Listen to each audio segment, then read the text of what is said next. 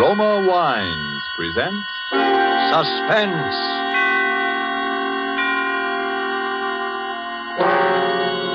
Roma Wines, made in California for enjoyment throughout the world. Salud. Your health, senor. Roma Wines toast the world. The wine for your table is Roma Wine, made in California for enjoyment throughout the world. This is the Man in Black, here for the Roma Wine Company of Fresno, California, to introduce this weekly half hour of Suspense. Tonight from Hollywood, Roma Wines bring you Mr. Sonny Tufts in a suspense play that tells of a murder in Boston and of perilous adventure in Vermont's snow-covered hills. And so with Cat and Mouse, and with the performance of Sonny Tufts as John Guthrie, an engineer, we again hope to keep you in suspense.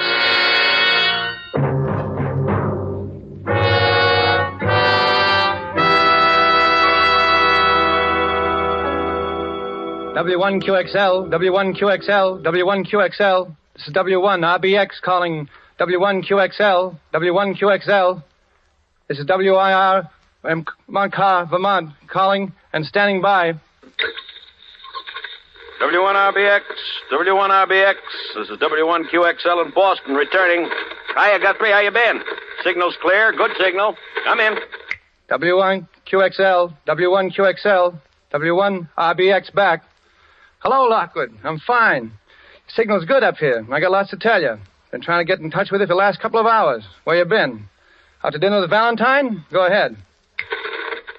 Sorry, Guthrie, I haven't seen Val today. She hasn't answered her phone. Guess she's awful tired of picking it up and hearing me on the other end proposing. Anyhow, I've been working hard. Oh, had a little excitement here at the laboratory an hour or so ago. Thought we had a prowler on the grounds. But guess it was a false alarm. Nerves, I guess. What's your news, Guthrie? I've got a bit for you myself, but let's hear yours first. Go ahead. Okay.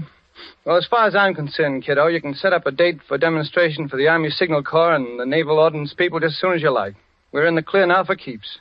I got the last bug out of the screen this morning, and it ought to make the prettiest little image you ever saw. And if the brass hats put the steam on, I don't see why it shouldn't be in there fighting in a couple of months.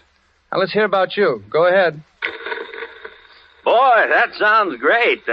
Hold it, Guthrie. Something going on here. Keep listening. I'll be back in a second. Who is it? Who's out there? Who's there? Get out from there or I'll shoot. Come out. Stop. Stop.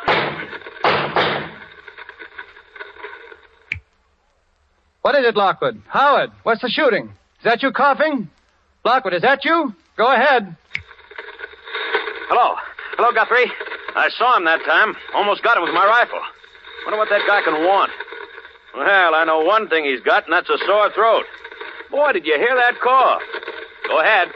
I'm worried, Lockwood. Somebody must be getting wise to what we've got.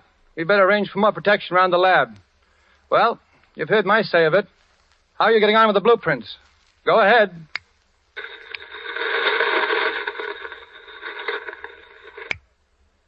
Did you hear me, Howard? Go ahead.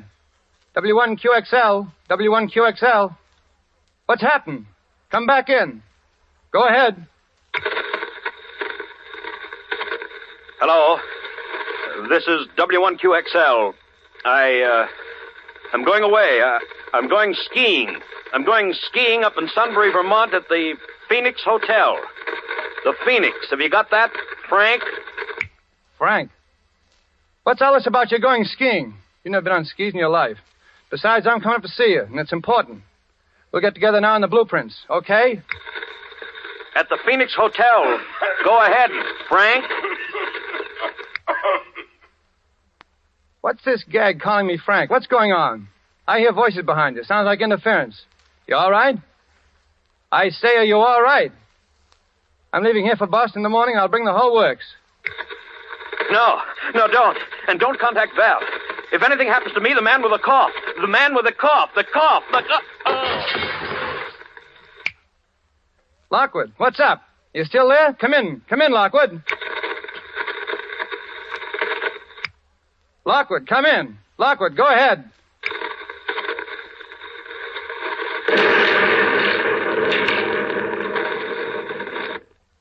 W1QXL, W1QXL. This is W1RBX calling. Go ahead. W1QXL, W1QXL. This is W1RBX. Go ahead.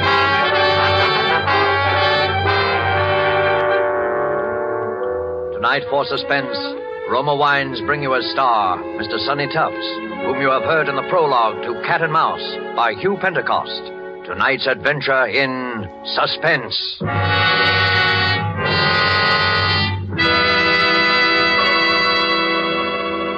While the play's scene changes, let me describe another scene that might even now be taking place in the handsome cafe of the Hotel Nacional de Cuba in Havana.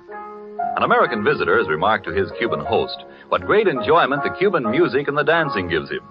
Gracefully, the Cuban host returns the compliment, saying, "But your United States makes us a gift that gives great pleasure on many occasions. Your superb wine from the choice wine districts of your California, your Roma wine." Yes, for a wine to give great enjoyment, it must have greatness of character, and it's this that has spread the fame of Roma wines to other lands. Why, otherwise, would these countries import Roma wines to be enjoyed as a rare luxury? How fortunate, then, are you who can enjoy any of the Roma wine's many different delicious wine types whenever you choose without additional charge for import duty, with no high shipping costs added to your small cost for Roma wines. Yet here is a quality so high it has won international recognition. Quality coupled with cost so modest that Roma wines are America's largest selling wines. Why not make your own taste test of these good Roma wines and discover for yourself the fine wine qualities acclaimed by wine experts of many lands? I'll spell out the name for you. R-O-M-A. Roma wines, made in California for enjoyment throughout the world. And now it is with pleasure that we bring back to our soundstage our star, Sonny Tufts, as Engineer John Guthrie in Cat and Mouse, a tale well calculated to keep you in suspense.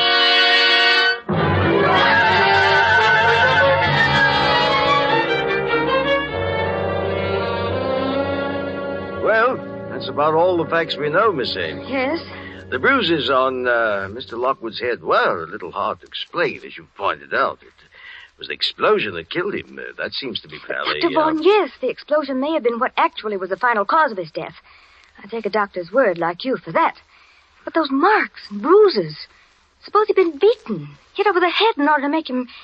In order to make him what? What? I can't say any more, Dr. Vaughn. I don't know quite what I'm talking about anyhow, I guess. You see, Howard had been experimenting with something. He had a collaborator. Collaborator? Yes, I don't know who. Howard would never... Well, he used to talk to this other man on shortwave. They both had shortwave sets. Radio hams, you call them. Those amateur radio operators. Yes. Well, I must go. Oh, let me help you with your coat, Dr. Vaughn. Oh, thank you. I must say that after talking to you, I'm partly convinced, Miss Ames, but murder's a pretty difficult thing to prove, especially in this case, and... Oh, excuse me. I'll be going, then. Hello? Yes? Who? Mr. Guthrie. Well... Oh, I see. Well, if you was a friend, Where, in the drugstore? Yes, I'll wait. Just come right up to apartment 15E. Yes. Goodbye. Thank you again for your trouble, Dr. Vaughn. Well, please feel that you can call... Oh, I'll get you some water. No, don't bother. Too many cigars. Bad larynx. I'm awfully sorry. I'll say goodbye. Sure you're all right? No, it's perfect. Don't worry. I'll keep in touch with you, Miss Ames. Yes. Well, goodbye now.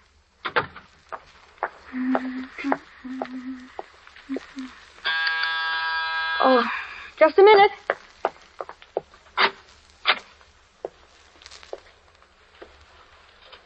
Hello. You must be Valentine Ames. Yes, I am. I'd recognize you anywhere. Well, are you Mr. Guthrie? Just throw your things in that chair there. You're just as I pictured you.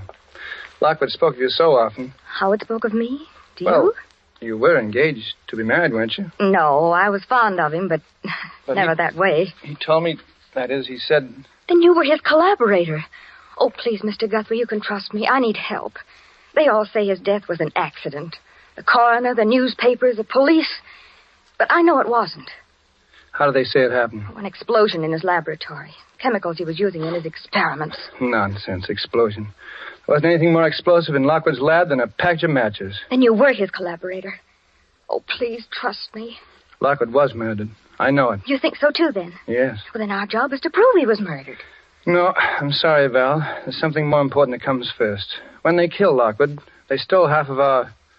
Well... Your invention? But half an invention is worthless. But I have the other half. In other words... Yeah. I'm next. We can count on that. But they don't know who you are. Maybe not yet. That was why Lockwood kept calling me Frank when he was talking to me, near the end. He didn't want to give my name away to them. And you've no idea who they are? Just something we could start on? It was just one thing. That night, the night he was killed, we were talking in a shortwave, and he'd been bothered by a prowler. He spoke of it. Well, I even heard the fellow in the air. He was... Oh, that phone. Excuse me a second. Hello? Yes? Oh, Dr. Borbert. Yes, it's nice of you to call me back, and thank you so much for sending Dr. Vaughn to see me. He certainly is... Dr. Vaughn? But you sent him to see me about Dr. Lockwood. About Dr. Edwin Vaughn? You're positive? I see. Well, thank you anyway. Bye. What's up? Someone just before you came, and Dr. Edwin Vaughn said he was with the coroner's office. Called on me. And the coroner's office never heard of him. Is that it? Never. Uh-huh. Well, who was he? I mean, what did he look like? Would you recognize him if you saw him again? Well, he was just a middle-aged fellow. Poor man had a terribly bad cough, one of the really hacking coughs. The cough? Yes. It's the same one. He came to Howard's lab the night of the killing. I heard him. You're sure? Positive. You see, it fits. He was looking for me. Figured I'd come here to see you. He wants my half an invention. Well, Val, they need what I've got, and I've got to get back what they've stolen, so... Where are you going? Skiing. What? I'm going back to Vermont to go skiing. I'll send you a card from the Phoenix Hotel.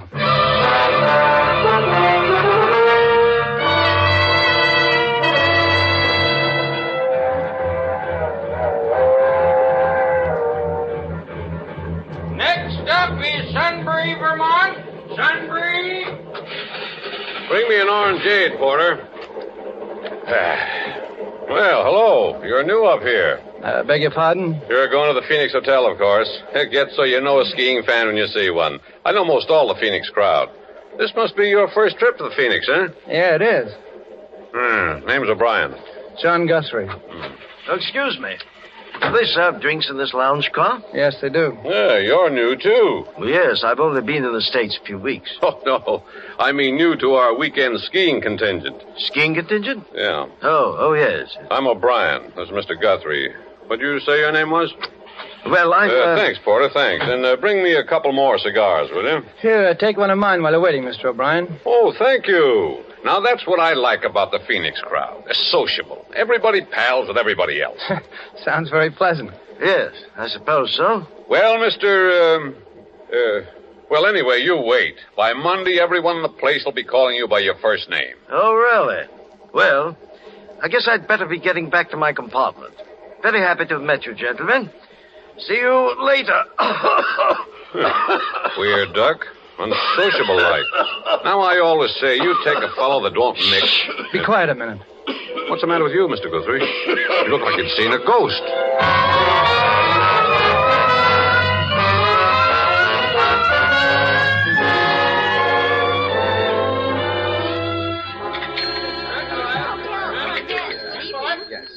Good evening, Mr. Guthrie. I trust you're feeling refreshed now, sir. Yeah, 3 hours sleep and a long walk was just what I needed. Any messages for me? No, sir. Good evening, Mr. O'Brien. Hello there, hello. Ah, there you are. I've been looking for you everywhere. Want to introduce you around to some of the folks here. Well, thanks, Mr. O'Brien. I would kind of like to get acquainted. Why, sure. Be sociable. You see the old lady in the wheelchair? That's Mrs. Garvey. Mrs. Garvey, eh? Yeah. They're new here, too. Legs paralyzed, poor soul. Always sits and knits. The husky man's her husband. Well, hello there, folks. Hello, Irishman. Well, Feels good here. so you're our newcomer. Only one of them, yeah. And this sweet soul, Mr. Guthrie, is Mrs. Garvey. Excuse my not shaking hands. I'm all tied up in this ball of wool. When you can't walk, you compensate by keeping the hands over busy. Well, it's very considerate of you to make me feel at home here, Mrs. Garvey and Mr. Garvey. Surprised a strong young man like you isn't in the army. Really, Daddy, you have to excuse him, Mr. Guthrie. Nosy and fresh. Well, there's no harm done. See, I'm an engineer, and they've deferred me. Theory is I'm doing my share as is, I suppose. Yeah. I'm a promoter myself. Here, Daddy. Hold out your hands. That's it. Now, don't wiggle or my wool will slip. And I'm not in the army because I'm too old. Took advantage of the over 38 law. I'm 59. He's a card, isn't he? Sure is. Just what is a promoter, Mr. Garvey? Careful, Daddy. Those knitting needles almost stuck you then. They're special needles, Mr. Guthrie. Sharp. Why, they could cut ice or pierce wood. Or kill a man. Yes. Yes, I'll be careful, Mother. So you're an engineer, Mr. Guthrie. I knew an engineer. Fine boy. Oh, I remember him. He was a dear boy. Anybody I know? No. I thought I'd try to get him to come up here. Was working on an experiment I was very much interested in. He wouldn't do business with me, though. Yeah? Now, bring your hands together, Daddy. That's a good boy. Fine. Daddy has such big, strong hands, yet they're so gentle. Well, the boy's dead now. Met with an accident, I think. Really? What did you say his name was? Howard Lockwood. Yes, Lockwood. He had a collaborator I've been trying to locate. He and I could really have a long talk. Say, by the way, Guthrie, have you seen that bird, the unsociable one we came up in the train with? No, I haven't. He's probably a big businessman. He seems so nervous. I tell you, it doesn't pay. Be sociable. Business can always wait. Definitely. When I see how little you fellas get out of life, I thank heavens I had the sense to retire. How long have you been retired, Mr. O'Brien? Be 4 years in June. You were in business for yourself? No, I was a professional man. Oh, I see. Medicine? No, detective. I was with the FBI. FBI.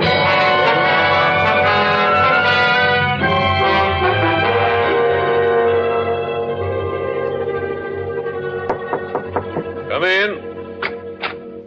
Well, Guthrie, come in. Feel just like a nice sociable talk. Sit down. Mr. O'Brien, I'm in trouble and I need expert help, and you were an FBI man. You can help me. Uh-oh. I was afraid of that. I'm sorry, Guthrie. I'm retired. Too old for the game. You get a hold of the Boston office. They'll get someone up to help you in a jiffy. Call Jack Porter. He's in charge now. They'll mention my name. But there's no time now. You see, Boston is 6 hours from here. I need help right now. Oh, take it easy, boy. Relax. I suppose you're another engineer with some gadget that's going to win the war. That's a familiar one. Mr. O'Brien, this is serious. There's a murder in this hotel, and if I don't get him, he'll get me. Now, take it easy. If you'll just give me a hand. You know, I felt there was something going on here this weekend. Things weren't sociable like they usually are. Mm-hmm. What have you noticed? Nothing in particular.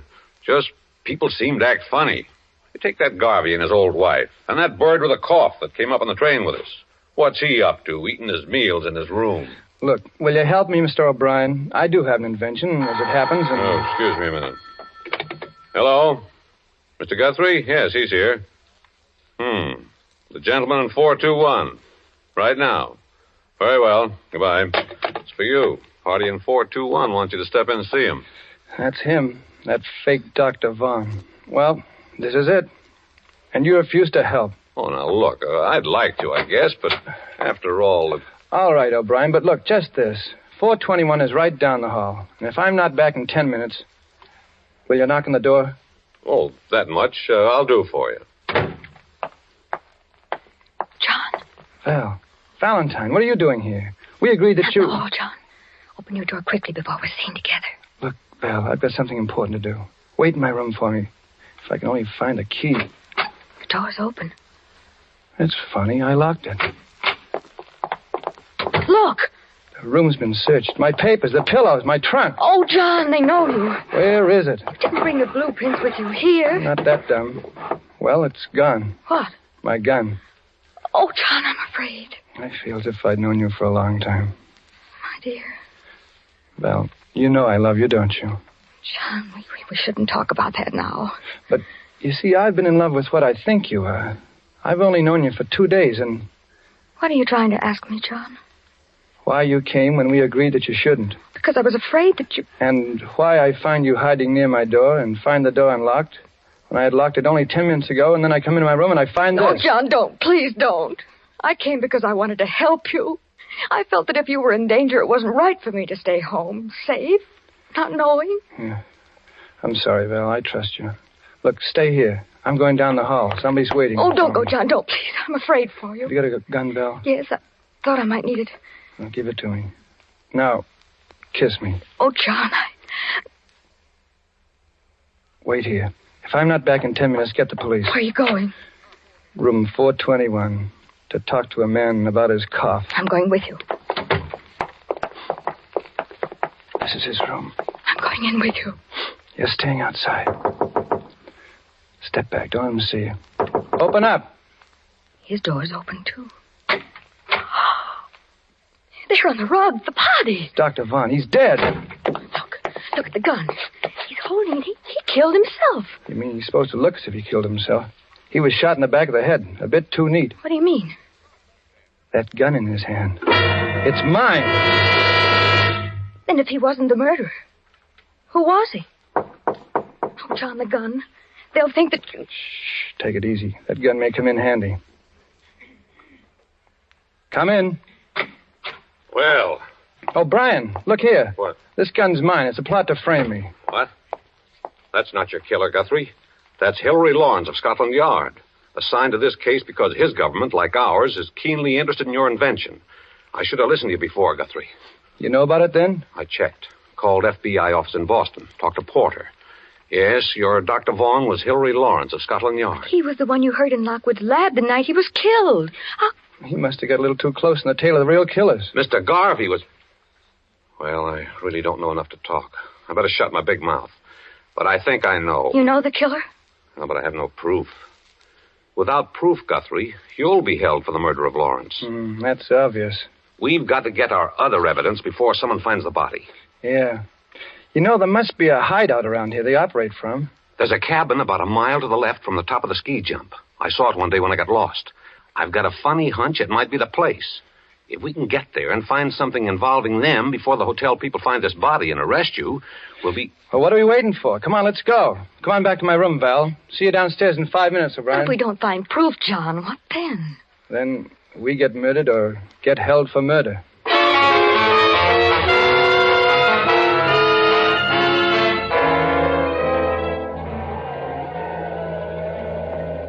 The cabin's dark. Yeah, one of these keys must fit. Ah, that one does it. Softly now. Mr. Guthrie, I'll take Miss Ames's gun. You're too impulsive. Thanks. Well, there's no one here. Draw the shade, please. I better keep a lookout on the road. Someone may come. That's a good idea. Now, this is what I call a real sociable evening. Look, a note. It's addressed to me. Well, we're in the right place then. Read it. Guthrie, 200,000 in cash for your blueprints, and you can get the cash first, wherever you designate, with no questions asked as to what government gets them. Why those... Calmly, my boy.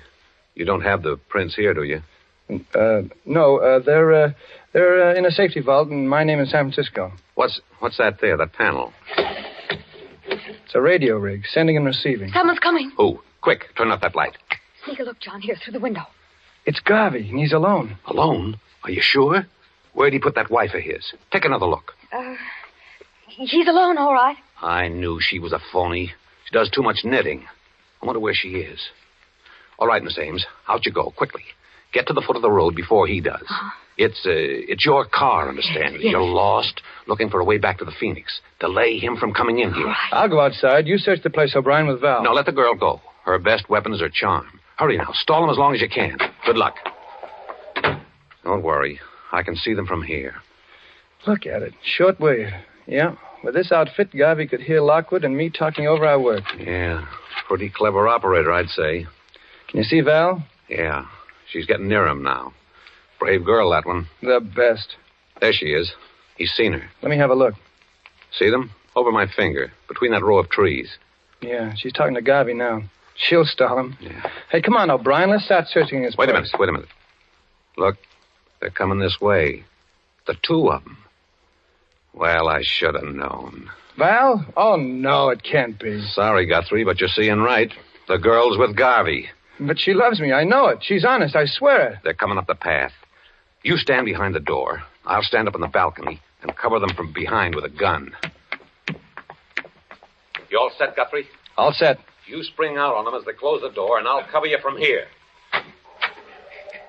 Val, Garvey, duck. He's got the gun. Above. Oh, my arm. O'Brien! All of you reach. Don't stoop for that gun, Guthrie. Up with your arms. 3 of you are going to join the late Mr. Lockwood. The girl and Mr. Garvey of the FBI who poked his nose in a boot too far. You're out of your mind, O'Brien. What will you get by killing us? I've got the information you want, and if I'm dead, you'll never get it. I'm fighting for my life now, not your invention. With you three out of the way, I've got a chance. A fire in this lovely cabin will do the job nicely.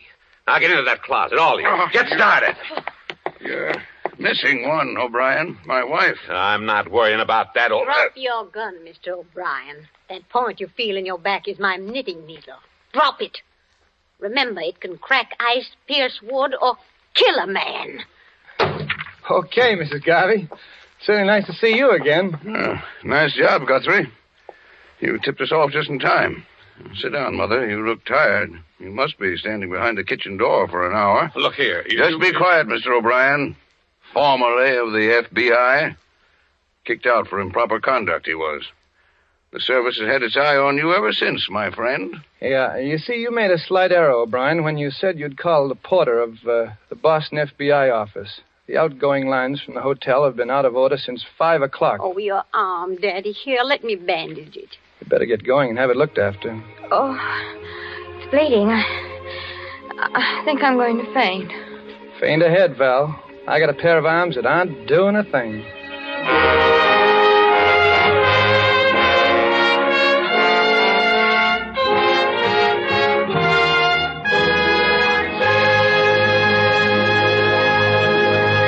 And so closes Cat and Mouse, starring Sonny Tufts, tonight's tale of Suspense.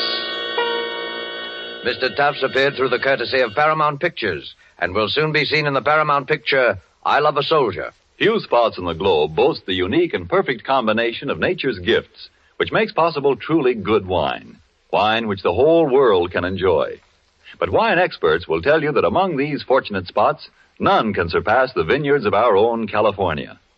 From these renowned California vineyards come Roma wines.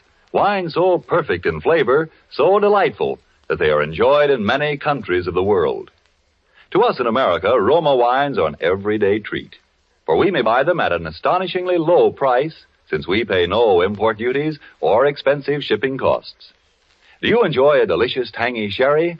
Well, tomorrow treat yourself to a glass of Roma California sherry. We're sure you will agree that you have never tasted finer. With your first sip, you'll understand why Roma wines are America's largest selling wines.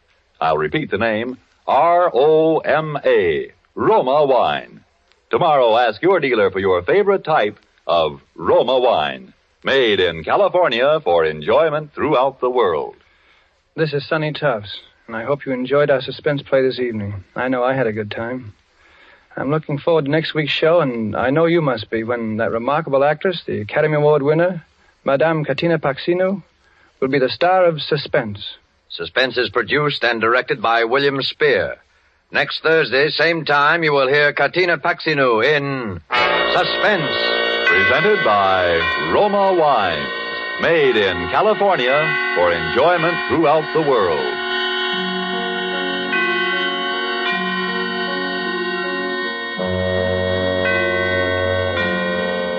This is CBS, the Columbia Broadcasting System.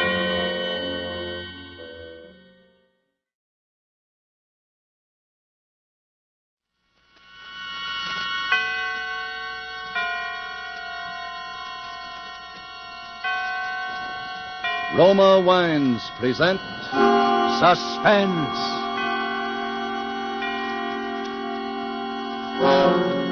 Roma Wines, made in California for enjoyment throughout the world. Salud. Your health, senor. Roma Wines toast the world. The wine for your table is Roma Wine, made in California for enjoyment throughout the world. This is the Man in Black, here for the Roma Wine Company of Fresno, California, to introduce this weekly half hour of Suspense. Tonight from Hollywood, Roma Wines bring you a star, the actor whose recent portrayals in Lost Angel and See Here, Private Hargrove have been so much admired, Mr. Keenan Wynn. And so with the remarkable events of which Joe Eisinger has written in his novel, The Walls Came Tumbling Down, and with the performance of Keenan Wynn as the society chit-chat columnist who signs himself Darcy. We again hope to keep you in suspense.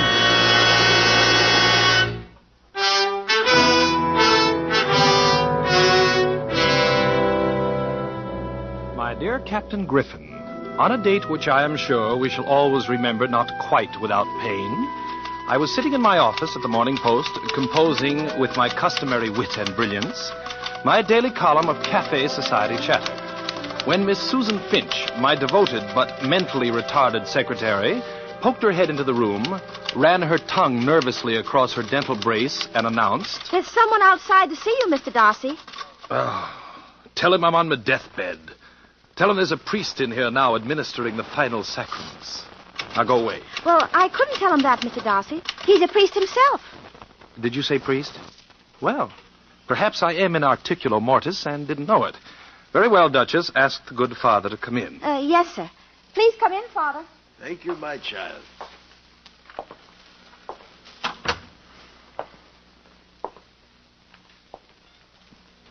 You are Mr. Darcy? I am Darcy. What can I do for you, Father? My, you've changed. Yes, it's been so many years. Oh, we've met before? St. Francis's parochial school. And your name was, Patrick O'Donnell, and I... Father Walsh. Oh, but of course. Well, I'm so glad to see you again, so very glad. Well, Patrick, I know you're a very busy man, but I don't know where else to turn. It was 3 nights ago, late in the evening, when he first came to see me. Who? Well, a man I'd never seen or heard of. He demanded that I give him the Bibles. What Bibles? I don't know. And when I asked, he smiled as though it were a game and said, the Bible's marked E.B. I feared the poor man might be deranged, and I suggested that perhaps he'd better come again in the morning. He rose from his chair in anger, saying he would give me 3 days to help him find the Bibles. No, not the Bibles. That I would help him find the walls of Jericho, or else I would regret it.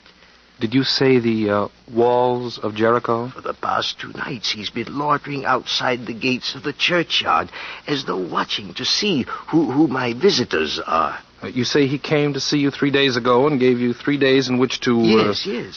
Well, now, what did the police say? I haven't reported this to the police. I can't go to them. I've been warned not to. By this madman? No, by my bishop.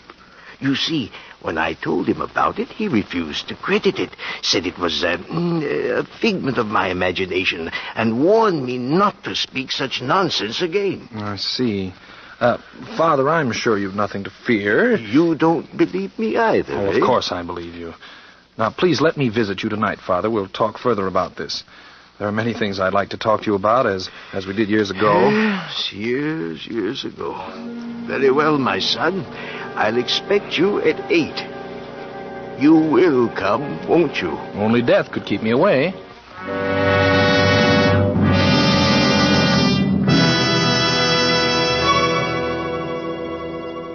And now, in this brief intermission, let us picture this scene. A scene beneath a radiant Caribbean moon at the fashionable Hotel Nacional de Cuba in Havana, Cuba. An American dinner guest has just raised his glass in a toast to Havana, its traditions, its beauty, the superb dinner, and wine. His Cuban host replies, "True, the traditions, the scenery, and the food you enjoy, they are ours. But the wine of which you speak so highly, that is of your country. We must import it. It is the famed Roma wine made in your own California." Yes, it does surprise many Americans that California produces wines, Roma wines, of such uniformly superb quality that they are imported to many foreign countries as special occasion luxuries. But millions of Americans do know and enjoy the excellence of Roma wines daily, with meals and when entertaining. These millions have made Roma America's largest selling wines. They know, too, that Roma wines are amazingly inexpensive for wines of such distinguished character. That's because here in America, you pay no high import duty, no expensive shipping charges. Yet Roma brings you wines that combine age-old winemaking skill with modern scientific testing and quality control. All this for only pennies a glass. So, for maximum enjoyment at low cost, ask for ROMA, Roma wines, made in California, for enjoyment throughout the world. And now it is with pleasure that we bring back to our soundstage Keenan Wynn in The Walls Came Tumbling Down, a tale well calculated to keep you in suspense.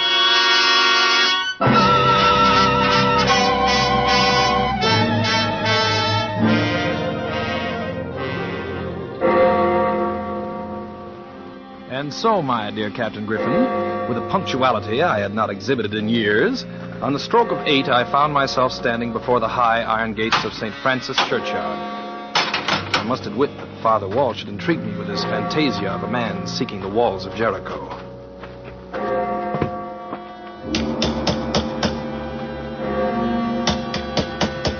No response. I tried the door. Swung open, and I stepped into a musty, dimly lighted hall. Father Walsh! Father Walsh! You at home? There was no answer. I crossed to the door of the study and threw it open.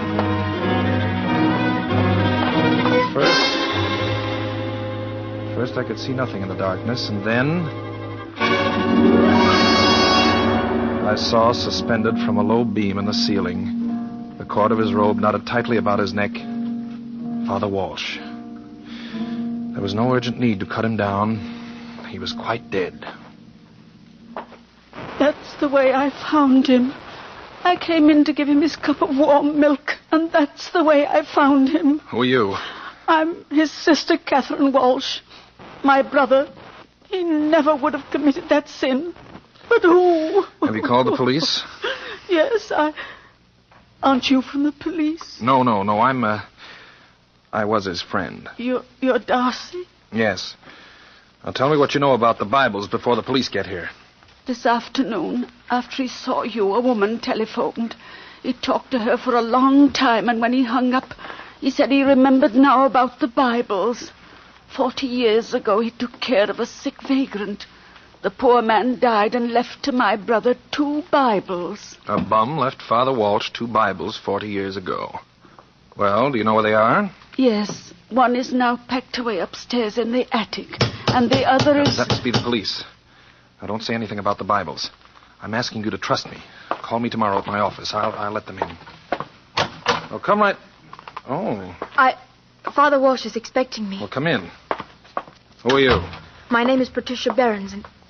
Is something wrong? Why should anything be wrong? I don't know. It's just that... Well, I had an appointment with Father Walsh, and When did you make this appointment? Early this evening on the telephone. I'm afraid I'm a little late. Indeed you are. Father Walsh is dead. Dead? Oh, but he can't be. Why not? But I've been searching for him for so long, and now... Are you sure that you were looking for Father Walsh, or was it the walls of Jericho?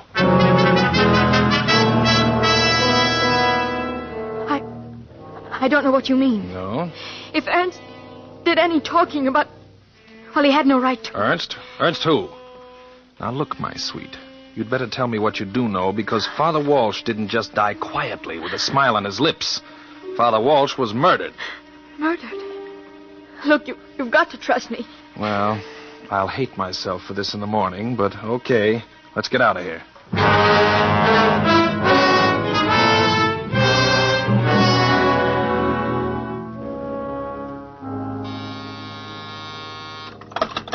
Yeah? Mr. Darcy? Mm-hmm. Good morning. This is Catherine Walsh. I've got the Bible I told you about last night that was in the attic. And the other one is... Miss Walsh, don't say anything more. You come to my apartment at 3 this afternoon. 24 Sutton Place. If I'm delayed, the doorman will let you in. And shall I bring... Oh, yes, yes, by all means. Bring the book with you. Very well, Mr. Darcy. I'll be there. Yes, Duchess? Hey, Mr. Ernest Helms is waiting outside. Ernst? Well, prod him in, Susan. Prod him in. All right, Mr. Helms. Is this or is this not your card, sir? My name is on it. Uh-huh, then it is your card. My name is Darcy. I'm the columnist for the Post. What can I do for you? Please, my name is Ernst Helms. I deal in rare books. I've been commissioned by a client to find 2 Bibles for a certain collection. You can trust me, sir. I'm experienced. I'm reliable. I am discreet. Yeah, that is how I am. Well, very well. And you want me to help you find the Bibles? No, Mr. Darcy, no, not quite. I want to buy them from you. Oh, well, then you've come to the wrong man. I'm not a book dealer. I'm a newspaper man. I might be able to help you find something. And what is your fee? How much cash do you have with you?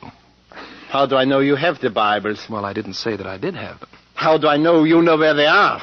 You don't know anything. How do I know you aren't lying to me? How do I know you aren't a fake, a fraud? Now, you'll get nowhere by flattery. You haven't got the Bibles. You don't know where they are. You are a swindler, a thief. You're trying to rob me like everybody else. I know you. You're a vicious, degenerate fiend, a contemptible foul. Don't, please. I'm sorry, brother. Okay.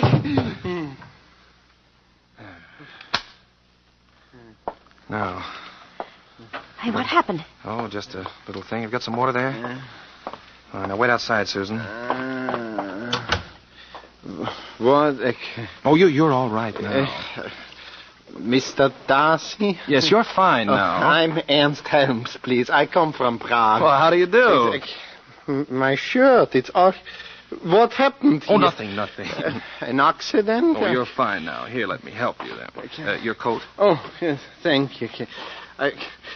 My money. Where's my money? On my desk. You'll leave it there if you want the Bibles. The Bible's marked E.B. Yes. Please, how soon will you deliver? 3 days. Please, I can trust you. Please. Well, that isn't the point. As long as I have your money, Mr. Helms, I think I can trust you. Good day, Flat Top.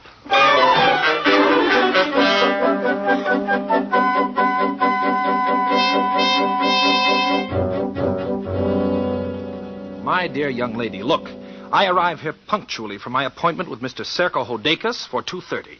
It is now close to 3. I have read the entire contents of Time, Life, Esquire, Captain Billy's Whiz-Bang. Oh, Mr. Darcy? Yes. Waiting long, I'm terribly sorry. Come in. Sit down, please. Well, thank you. Now, Mr. Darcy, I shall be brief to the point. I'm an attorney. I have a client named Ernst Helms. He visited your office this morning. How do you know that? He told me so. I manage his affairs. He also told me he gave you $1,800. I simply want you to tell me why he gave you that money. Why don't you ask Mr. Helms that question? Very well. Blunt and to the point. My client has paid out large sums of money to swindlers, yes, trying to locate certain books. It is my duty to see that he is now protected. Well, Mr. Helms paid me that money for a book which I gave him. What kind of a book? A Bible. You gave to Mr. Helms a Bible? Yes. Good Lord, a Bible for $800? And I suppose Helms knew what he was doing. I'm going to wash my hands of him one of these days. You're telling the truth, Mr. Darcy. You really gave him this Bible. I'm a liar if I didn't.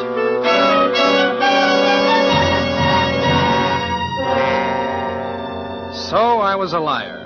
But that was the best I could do on short notice. I had no wish to become involved in a tiresome litigation, and one perhaps which might draw the attention of the police to me. I left Mr. Hodeka's office as quickly as possible, raced home, and it was with some anticipation that I learned from the doorman that Catherine Walsh had arrived and was now in my apartment. Come right in, Darcy. In time for tea. Well, Captain Griffin, Detective Lucas, and if my memory does not fail me, and unfortunately it does not, Detective Regan. Are you gentlemen waiting for a fourth for bridge? We've got our fourth. In the other room, Darcy. I took 3 small, reluctant steps into the darkened room. It was lying on the floor on the other side of my bed near the small table on which my telephone stood. It was the frail body of Catherine Walsh. Well, Darcy? Griffin, I find this very embarrassing. Yeah, I know just how you feel. But right now, Darcy, you must make an effort to tell me the whole story. And believe me, my friend, it better be good.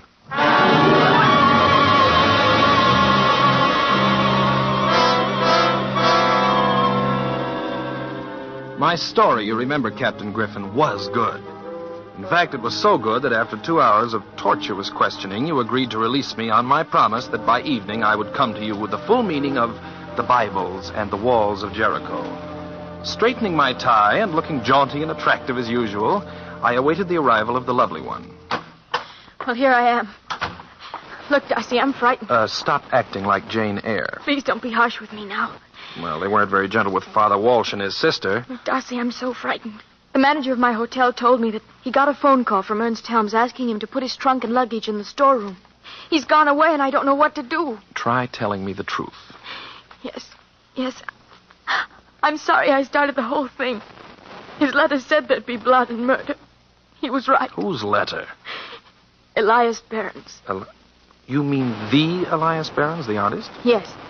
He was my grandfather. I started to write a biography of Elias Barron's to show the world how he was forced to suffer and live in poverty. What the greatest and most celebrated painter of our time went through to... Well, during my research, I found this scrap of letter. Here, read it. Let's see. Live only to finish my greatest work, my only mural. And there will come the day when men will again shed blood for the walls of Jericho, as did Joshua and his hosts. But only in my Bibles will be found the key. He who reads each word of God will uncover the sweeping vision of the walls of Jericho on the wall of my hovel. Glory be to God, and cursed be all men. Well... That mural is priceless. But no one knows where my grandfather lived or died. He'd run away from a hostile world. I retained Ernst Helms, an art dealer, to help me in my search. And Elias Barron's was the poor, unknown vagrant that Father Walsh took care of and buried. Yes. We traced the Bibles to Father Walsh, but... Oh, Darcy, I'm so frightened. I can't find Helms, and You don't have to bother to look for him. The police will do that for you. What do you mean? He has one of the Bibles. Then why doesn't he come to me? Because that mural is, it's finders keepers in a case like this. But Helms is now a fugitive wanted for murder. Oh... And the other Bible is undoubtedly nowhere on this earth. That's what poor Catherine Walsh was trying to tell me. But we know that Elias Barron's left 2 Bibles to Father Walsh. Yeah, all right. Wait a minute. Father Walsh, of course. I'm a dope. I remember a warm and lovable little thing he used to do that the whole neighborhood knew about when I was a kid. He always used to bury a Bible with the souls he buried. So, one Bible he kept, which is now in the possession of the killer of Catherine Walsh, and the other Bible he blessed and buried with a dead man. But that means that... Precisely. We don't know where, under what name Barron's died, or where he's been buried. Joshua. Give me that. Now, let's see. Joshua. The son of Nun. Joshua Nun. What? How do you spell it? N-U-N. Oh, pray that my womanly intuition is not playing me false. Come along. Where? To see if there isn't a Joshua Nun buried in Father Walsh's churchyard.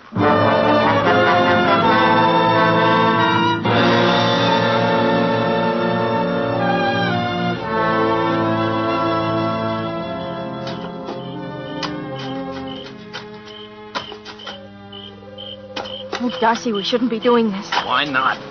The cross says Joshua Nun. And if I'm wrong this time, it won't be wasted effort. I'll simply crawl into the grave myself and pull it in after me. Here, I've struck it. Give me that crowbar. Quickly, come on. Oh, dear.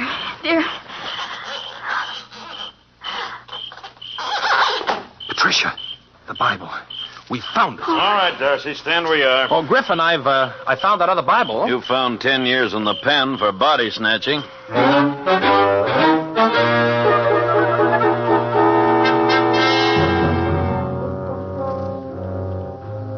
Well, Captain Griffin, this time, as you must remember, my story was even better. And you agreed that now, with one Bible in our possession, we might succeed in smoking out the killer who had the other Bible. The entire story of Elias Behrens and his walls of Jericho broke into the press, and a veritable epidemic of wall scraping struck the city. It was on the 5th day that a phone call from Serko Hodekas asked me to see him at once on a matter of great importance.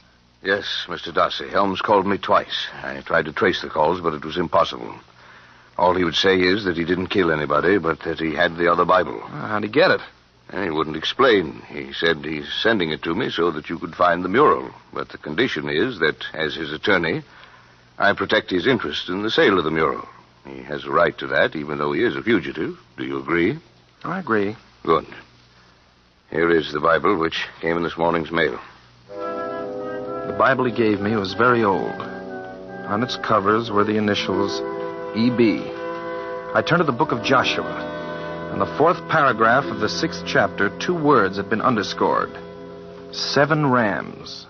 What's marked in the other one, the one you have? Here, I'll read it. And 7 priests shall bear before the ark 7 trumpets of ram's horns. And it shall come to pass... Mm-hmm. And the words 7 priests are underscored. 7 rams and 7 priests. Not much to go on, is there? Enough. The word priests tell us where the Bibles would be found. Now we're left with 2 sevens and the word rams. Where would you expect an artist to spend his last declining days? Right, Greenwich Village. And there you will find, in Father Walsh's parish, a street named Ram Street.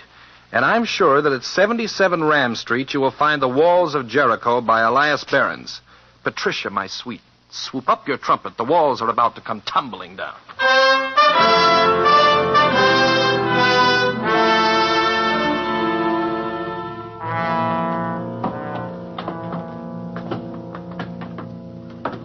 Yeah, this is where the crazy old coot used to live. Joshua, he called himself. Not quite the Savoy, is it? And this is where a great artist was forced to...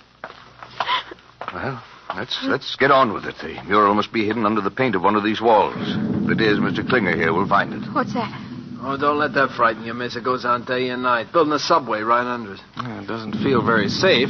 Perhaps you'd better start your examination, Mr. Klinger. Yes, I start making my test now. For the next 3 hours, Mr. Klinger, the expert, worked without pause, taking specimens of almost every square foot of wall space, examining his findings for oil tones under his microscope. Finally, bending low over a sample. I think, I don't know. Looks like flesh tone, oil, maybe just another layer of paint. I must take 4 or 5 more specimens of that same layer. And how will you know If I get different tones in the same layer, then I'll say the mural is there. Second specimen, a sky blue tone. Third specimen, an earth color. Fourth, bright fuchsia. And 5th, yes, 5th is a vivid, beautiful gold. My friends, on that wall, under that grimy paint you see, is the last great work of Elias Behrens, The Walls of Jericho. Why, a fortune. A fortune. Yes, Mr. Hodekas, a fortune. But before we can announce our discovery, we have a serious problem to solve. The finding of the mural means that we secured the second Bible which led us to it. And we could have secured that only from your client, Ernst Helms, who was wanted for murder. I don't understand. Well, it's very simple. We will be charged with working in concert with a murderer unless we apprehend him and turn him over to the police. Yes, but I don't see how Well, I have a plan. Patricia, you will leave at once for Chicago. Hodekas says that is where Helms called from. You will take all of the Helms luggage, which is now in the storeroom of the Hotel Bolton, including his large trunk. But see here, why must she take the... Because I feel very strongly that Helms will suddenly appear if we move that trunk. Hey, I think we better get out of here. Yeah, let's go. No, we don't. Darcy, he's got a gun. So you know. Yes. Well. Yes. I knew when I learned from my secretary that she told you when you called me that Catherine Walsh was coming to my apartment with a book. And you kept me waiting in your office while you went there and killed her for the Bible you finally turned over to me. And you decided to force my hand, find the mural. Precisely, Mr. Hidakis. And when you made it necessary for me to lie to you about giving the Bible to Helms, I unwittingly signed his death warrant. You knew that Helms was an honest man working for Patricia, and you intended all along to secure that mural for yourself. And so, when Helms couldn't turn over the Bible to you, when you demanded it from him, you were forced to murder him, and his body is now stuffed into his trunk in the storeroom of the hotel. So you've got it all figured out. Well, figure this one out. Darcy, look out!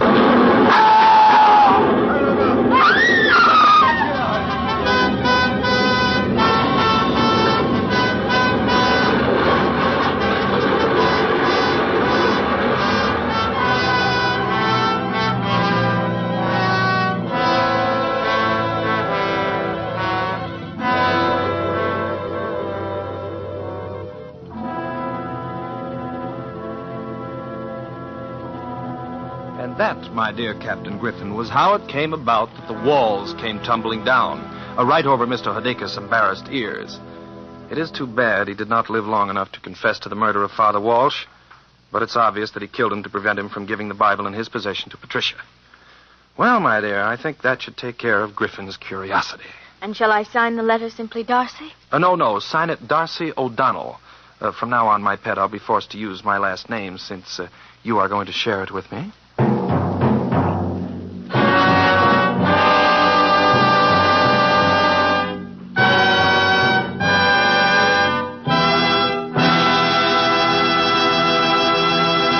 And so closes The Walls Came Tumbling Down, starring Keenan Wynn. Tonight's tale of Suspense.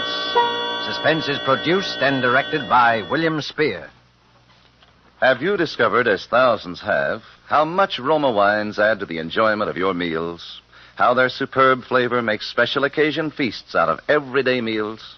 Find out for yourself what a marvel worker Roma wine can be in giving any meal new appetizing savoriness, new compliment-rousing zest. Start off the meal with an appetizer, Roma California Sherry. Then place on the table a well-chilled bottle of Roma California table wine, delicate Sauterne, hearty Burgundy, or tart, tasty claret. You'll be amazed at the tremendous difference Roma wine makes in the enjoyment of your foods. Don't overlook this easy, inexpensive way to add thrilling extra enjoyment to the coming holiday and to everyday living. Remember, Roma wines cost only pennies a glass. Take a tip from the millions who enjoy Roma wines at meals when entertaining. Ask for R-O-M-A. Roma Wines, America's largest selling wines, made in California for enjoyment throughout the world. This is Keenan Wynn. I don't know of an actor in Hollywood who doesn't feel flattered and honored when he's invited to make an appearance on Suspense, and I'm certainly no exception. Next week sounds like a particularly outstanding one because your star will be Paul Muni in a suspense play by one of radio's outstanding authors, Lucille Fletcher. And of course, long before next week has arrived, you will have bought that extra war bond, won't you? Keenan Wynn appeared through the courtesy of Metro-Goldwyn-Mayer, whom Roma Wine salutes this week on the occasion of their completion of 20 years of motion picture leadership. Next Thursday, same time, you will hear Paul Muni, a star of Suspense.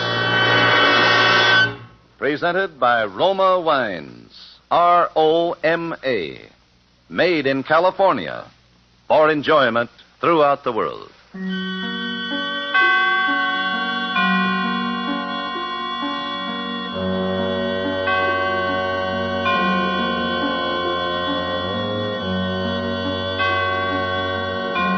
This is CBS, the Columbia Broadcasting System.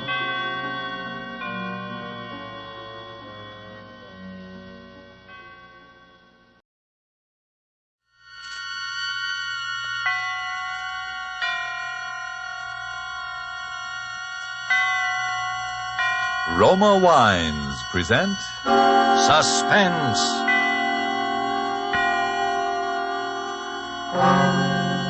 Roma Wines, made in California for enjoyment throughout the world. Salud. Your health, senor. Roma Wines toast the world.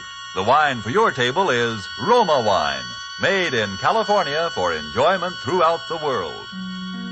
This is the Man in Black, here for the Roma Wine Company of Fresno, California, to introduce this weekly half hour of Suspense. Tonight from Hollywood, Roma Wines bring you Mr. Laird Krieger in a suspense play dealing with a maniacal hatred and with the mental drug of hypnotics.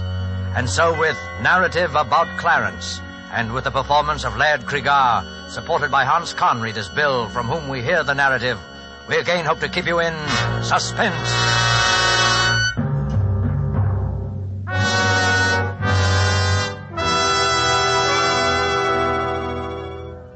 I never wanted to kill anyone. Not till he came along. I didn't even want to kill him at first. I kept thinking there must be some other way. If anybody had told me 6 months ago that I was capable of murder, I would have thought he was crazy. What I'm getting at is this. There are circumstances, people, that can make anybody want to commit murder. And he was one of those people. He brought the circumstances with him, a whole set of them. I never heard of the guy till one day last summer. We were having breakfast. My wife was looking over the morning mail. Bill, look at this. Postmark Calcutta. Must be from Clarence. Who's Clarence? He's my brother. You never told me you had a brother. Didn't I? Well, it's not so surprising. He's only my half-brother, and I haven't seen him since I was a child. He's never even written to me before. That's funny. Wonder why he decided to write now. I can't imagine. Well, what does he say? He's coming to America. What for? Now, Bill, don't be like that. Well, you're not going to ask him to stay with us, are you? Well, what else can I do? He says he's coming straight here from the boat. Well, so what? There are several first-class hotels in this town. Well, I'll just ask him kind of half-heartedly so he can refuse if he wants to. Good girl. There's just one thing that worries me. What's that? He says at the end of the letter, I'm most anxious to meet your daughter, who it has been revealed to me closely resembles her grandmother. Well, Jeannie does look like the pictures of your mother at that. But how does he know? He couldn't even know we have a child. Unless... Unless what? Well, unless someone told him, or... unless it was revealed to him in some mysterious way. I didn't like that. I didn't like it at all. If there's anything I hate, it's a fake. And if that guy with his wing collar and his high-toned accent didn't look like a fake, then nobody ever did. But he wasn't a fake. He didn't arrive at our house. He seemed to materialize in the middle of the living room. Well, Lillian, don't you recognize me? Why, yes, Clarence. How are you, Clarence? This is Bill, my husband. I know. I hope you'll forgive my rather unconventional entrance. As your doorbell is out of order, I didn't bother to push the button. Oh, hello. I didn't know the doorbell was out of order, Lillian. Neither did I. Well, won't you sit down, Clarence? Oh, yes, thank you. Have a good trip? Excellent. But let's not dwell on the past. I have plans, Lillian. First of all, I intend to settle here in this town, permanently. How nice. I intend to resume my career in America where it left off 15 years ago. Oh. Your wife's look of distress, William, is owing to an unfortunate incident that occurred 15 years ago and made it expedient for me to leave the country for a while. It was all a misunderstanding, Bill. I don't quite know what you're talking about. She's told you nothing about me? How strange. Well, only that you're a doctor and that... Doctor? What an inadequate word. It suggests a little man you call in when the baby gets whooping cough, doesn't it? Well, what's the matter with the little man I call in when the baby gets whooping cough? Well, he is, shall we say, limited. Yes, that's the kindly word for it. The mind, William, the human mind, with all its strange powers for good and evil. That is my province. Clarence was a mental scientist. He had a small private hospital. And... Oh, how drab. How unendurably drab you make it sound, Lillian.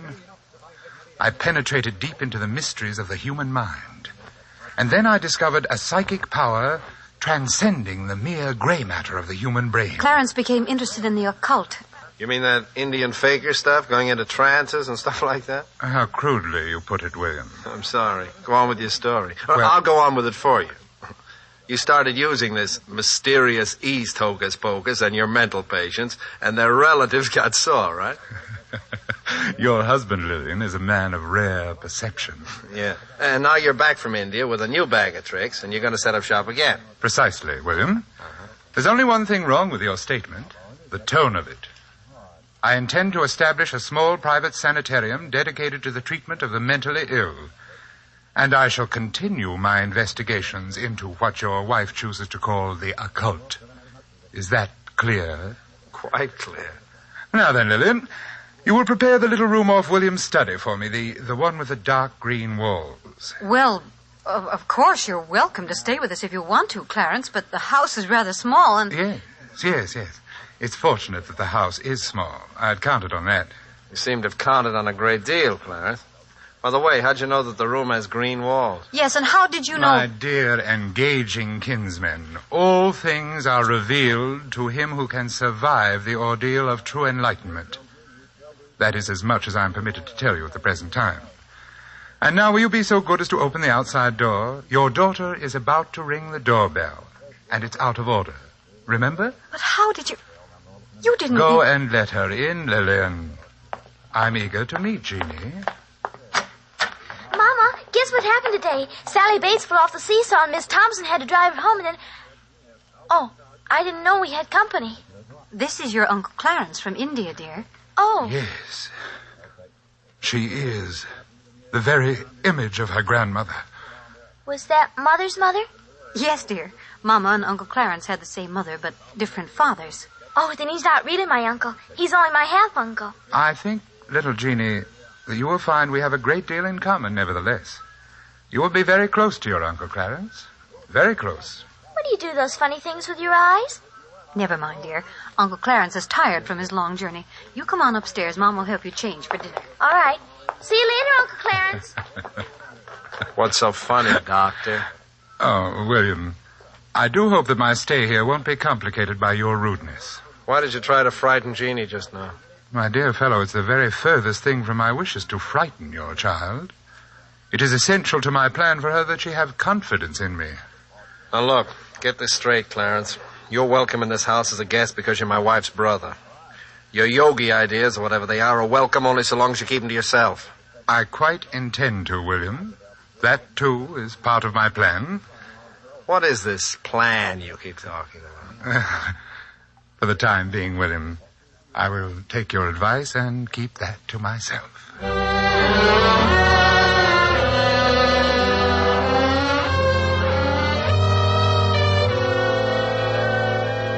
Tonight for Suspense, Roma Wines bring you as star Mr. Laird Cregar, whom you have heard in the prologue to Narrative About Clarence by Dwight Hauser and Robert Tallman. Tonight's adventure in Suspense.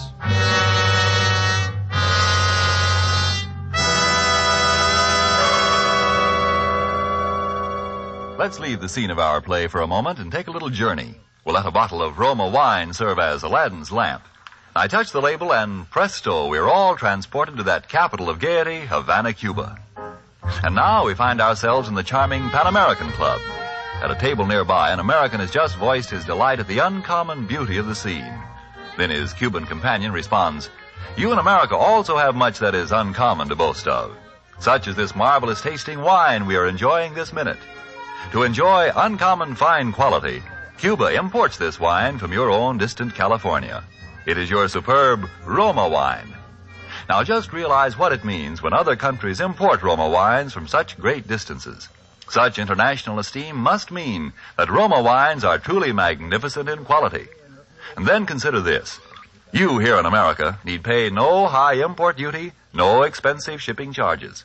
For these fine Roma wines come from Roma's own wineries in the heart of the rich California wine grape districts. Because so many Americans do realize this good fortune, Roma wines are America's largest selling wines. So why deny yourself this taste delight? Try an inexpensive bottle of tangy, appetizing Roma sherry, or the hearty Roma Burgundy, or any of the marvelously enjoyable Roma wines. But remember, these days your favorite dealer may be temporarily out of the type you prefer. Then please try again. Ask for R-O-M-A, Roma wines, made in California for enjoyment throughout the world. And now it is with pleasure that we bring back to our soundstage our star, Laird Cregar, with Hans Conried in Narrative About Clarence, a tale well calculated to keep you in suspense.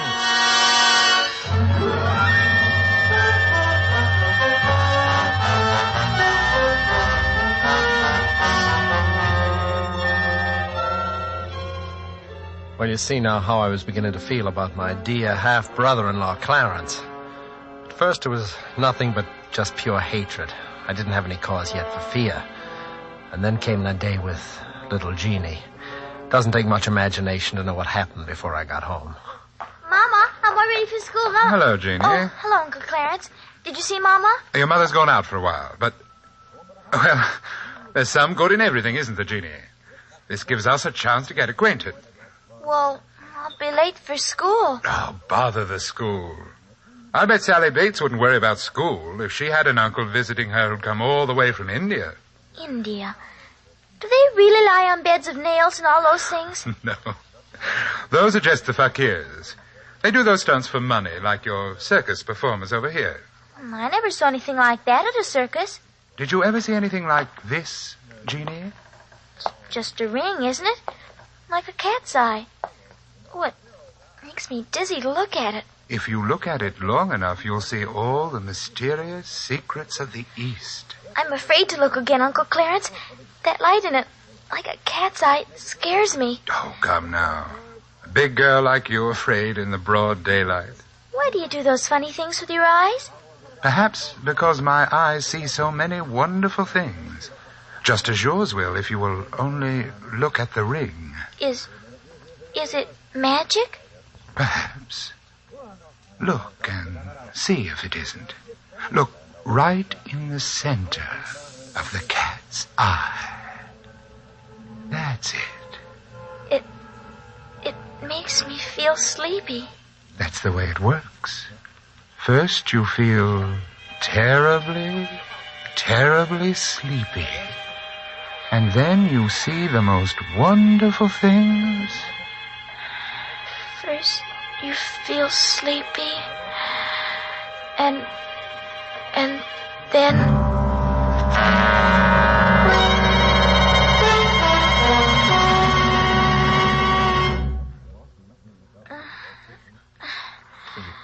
What's the matter with her? She's coming around now. And then you see... She's coming around her. Jeannie, what's happened to you? You needn't shout, Mother. I can hear you quite well. Oh, thank heaven you're all right. She is all right, isn't she, Bill? Huh? Oh, sure. Do you feel well enough to go to school, dear? I shan't be going back to that school, Mother. Miss Thompson bores me. What kind of talk is that? I think we'll get a doctor for you, young lady. Please, Father. I will let you know when I'm in need of medical assistance.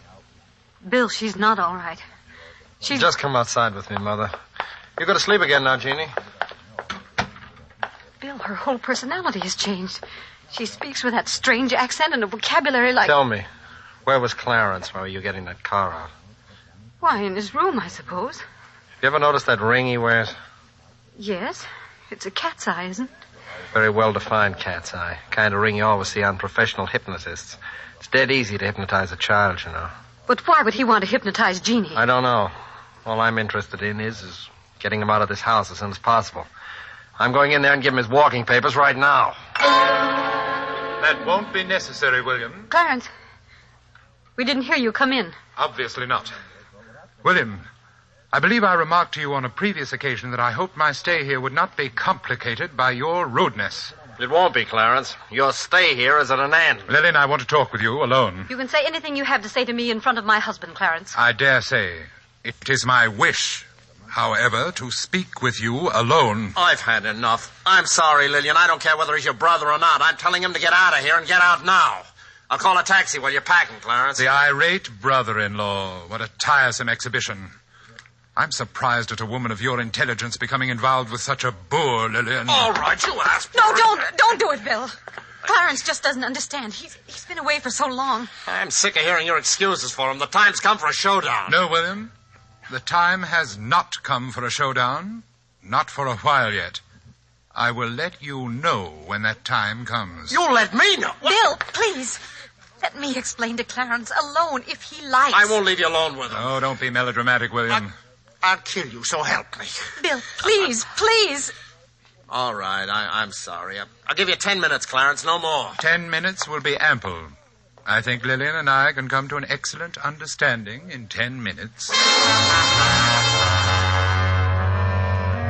Those 10 minutes seemed like an eternity. I could hear Lillian's voice, speaking very quietly as if reasoning with him, and his hateful, velvety accents replying. And then quite suddenly there seemed to be only one voice, Clarence's. I looked at my watch. The 10 minutes were up. The door opened. Clarence stood there in the doorway, and he was laughing. What have you done to her? What have you done? Lillian was lying on the sofa, unconscious. Her eyes were rolled back hideously so that only the whites of them showed. She's not dead, William. Only thinking over our conversation. Bring her out of it, you hear me? Bring her out of it, or I'll... What will you do, William? I'll kill you! You're not hurting me, William. You're hurting her. What? Look at her. See how she writhes in agony. See how she clutches her throat. You win, Clarence. Of course. How could you hope, with your poor, undeveloped Occidental mind, to match wits against me, who have penetrated the deepest mysteries of the occult? Mysteries of the occult? You're nothing but a cheap hypnotist. Any vaudeville mind reader could do the things you do if he was sufficiently lacking in human decency. Be careful, William. I shouldn't like to have to punish you for your rudeness. What do you want of us? I'll give you anything I own if you'll just take it and go away. It's not so easy as all that, William. Because, you see, I want the lives of your wife and child.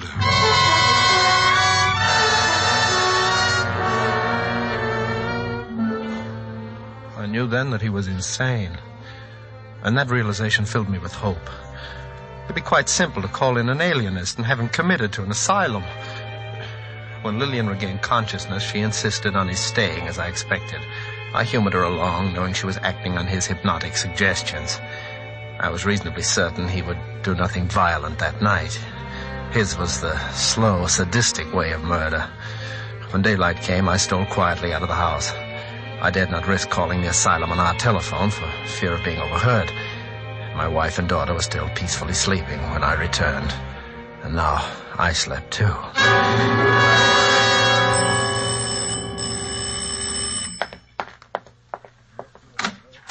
Good morning. I'm Dr. Miller of the State Institute. Yes, I know. Come in, please, Doctor. Are you the person who put in the call about... Yes, it would be better not to speak too loudly, Dr. Miller. We might be overheard, and that might cause difficulties. Oh, yes, I see. Well, tell me about the patient. I told him the whole story, word for word, as it had happened. I should have known better. When I'd finished, there was disbelief written all over his face. Mr. Gilchrist, I don't for a moment doubt that you have an unwelcome relative on your hands who is probably emotionally highly unstable as well. But isn't it possible that you're exaggerating certain aspects of the matter? I mean, Dr. Miller, I ask you to examine the man and draw your own conclusions as to his sanity. I'll be glad to. Where is he now? I think William has probably been talking to you about me, Doctor. Oh, sit down, won't you? Thank you. Really, I must apologize for your being inconvenienced this way, Doctor. I try to keep an eye on William, but one must sleep, you know, and, well, occasionally he eludes me and gets out of the house. I suppose he's told you that I'm a hypnotist and that I wish to murder his wife and child. Why do you think he told me that? Well, it's always the same story. Well, why should I believe your story rather than Mr. Gilchrist's? Oh, mine is a little easier to believe, I should think. But if you wish further proof... Oh, Lillian! Yes, Clarence? Come down here, will you? William's got out again and told that story. I'll be right down. And bring Jeannie with you. You dare bring my daughter into this? His daughter doesn't know. You'll be tactful, won't you, Doctor? Yes, of course. Bill, what is the meaning of this? Lillian. Haven't we warned you time and again what might happen if you go out like that? Lillian, you don't know what you're saying. This man is your husband, madam? Yes. He's been under the care of a psychiatrist for several years now. What? He seemed to be getting better. I'm sure he's getting better. The doctor said we must expect little lapses. Oh, she doesn't know what she's saying, Doctor. She's acting under his hypnotic suggestion.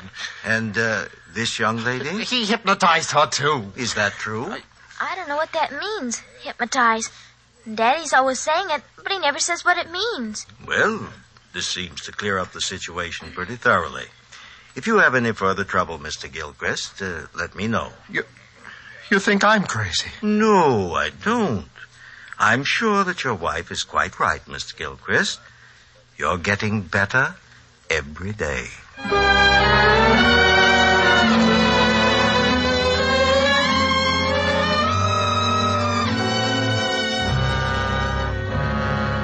He was insane, and diabolically insane. I had to face the unalterable fact. There was only one way to cope with him, and that was to kill him. But I had to do it while my wife and daughter were out of the house. I couldn't risk facing him with a gun. I didn't trust myself not to fall under his hypnotic spell. The way I decided on was, well, it was the best way I could think of. When I'd finished my preparations, I waited for Clarence. Good evening, William. Clarence, for the last time... William, I'm very tired, and I have a very busy day ahead of me tomorrow. I have no wish to repeat that very tiresome conversation with which you invariably begin, Clarence, for the last time. This is the last time, Clarence. Tonight, nothing will stop me. Tonight, I am going to kill you. Please, don't make another unnecessary scene, William. You know that trying to hurt me only hurts your wife. Oh, she's no longer hypnotized, Clarence. You stayed away too long. She and Jeannie are safely out of your reach now. What makes you so sure of that? Are you sure of anything anymore? Dr. Miller thought you were insane. Are you quite sure you're not? I'm crazy enough to know that I've got to kill you. Well, do it quietly, William. I'm going straight to bed and to sleep, and I don't want to be disturbed. Good night. Just a minute, Clarence. Yes? Maybe you'll win again, I don't know, but just in case you don't... Yes? Tell me, why do you say you want to kill my wife and child? Because my mother meant more to me than anything in the world. She died in giving birth to this silly, shallow person you call your wife. I have hated her since the day she was born. And I hate the child because, having no right to life, she commits the sacrilege of inheriting my mother's beauty. They must both be destroyed, the murderer and the imposter. You are mad. Madder than I ever dreamed you were. Am I? Did I really say what you think you just heard me say? Or is it only part of your insanity? Think it over, William. Good night.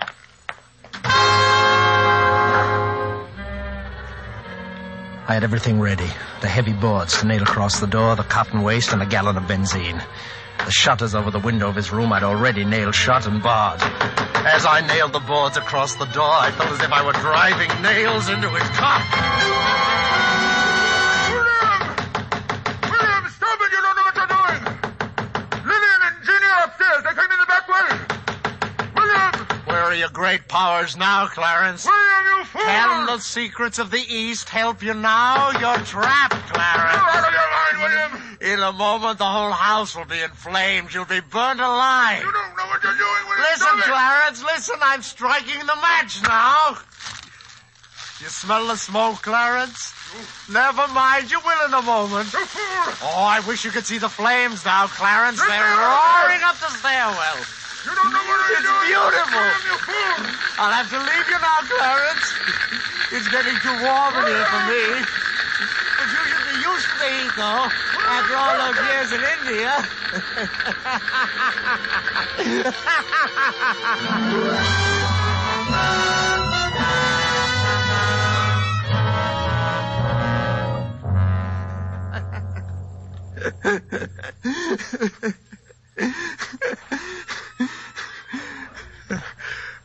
And I laughed. I guess the relief from all that tension. Well, that's the story, Doctor. Then I must have fainted or something from the smoke. I don't remember anything after that till I woke up in this place. And what about your wife and daughter? Oh, that's just it. I haven't seen them since that afternoon, and that's why I've got to get out of here. I've got to find them. Can't you understand that? Yes, I can understand that very well. Will you talk to someone, the head of this place, and tell him that and let me out? I shouldn't be locked up here in an institution. Yes, I'll talk to him, Bill. That's a promise. I'll do it right now. Goodbye. Goodbye, Doctor. Pardon me, the head's office, Dr. Dr. Crossman. You'll find him right through there. Thank you. Oh, pardon me, Dr. Crossman? Yes? Oh, how do you do, sir? Have you found my little sanitarium interesting? Yes, indeed. By the way, most unusual case. I've just been talking Yes, I know. To poor William. Bill, that is, number 27. Yes, but... I'm sorry that you had to be inconvenienced that way, sir. We do our best to keep the garrulous patients well out of a visiting doctor's way, but... accidents will happen. I'm glad I ran into him, Dr. Crossman. His story interests me very much. He doesn't strike me as a homicidal lunatic. No, he's not. This idea of his that he committed a murder is simply a fantasy. Are you absolutely sure of that? Of course. Because, well, you see, I am Clarence, the wicked brother-in-law in his story. You? He began to develop these extraordinary symptoms during my stay at his home when I first returned from India. Parts of his story, you see, are quite accurate. I see. It's a pity, of course. He was doing quite nicely under treatment until his wife and child were burned to death so tragically in the fire that destroyed their home. I'm afraid that event, on top of his previous delusions, unhinged him for good. And where were you during the fire, Dr. Crossman? Oh, I dined out that evening. When I returned, it was all over. Well, I certainly shall write this case up as one of the most interesting I've ever run across. Oh, must you, Doctor? I mean, poor chap, I feel he's entitled at least to some privacy. Have you any personal reasons for wanting to keep this case quiet, sir? Yes, I have. Do you see this scar on my face? Yes, a burn, wasn't it? A very nasty burn, too. Precisely, Doctor. And a very nasty coincidence.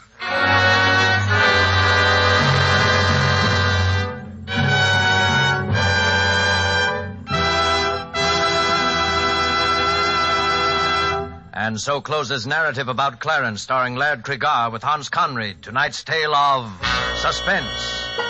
Laird Cregar is currently being seen in the 20th Century Fox production, The Lodger. We sincerely hope you enjoyed the performance of Mr. Cregar and that of the whole cast tonight in our Roma suspense play.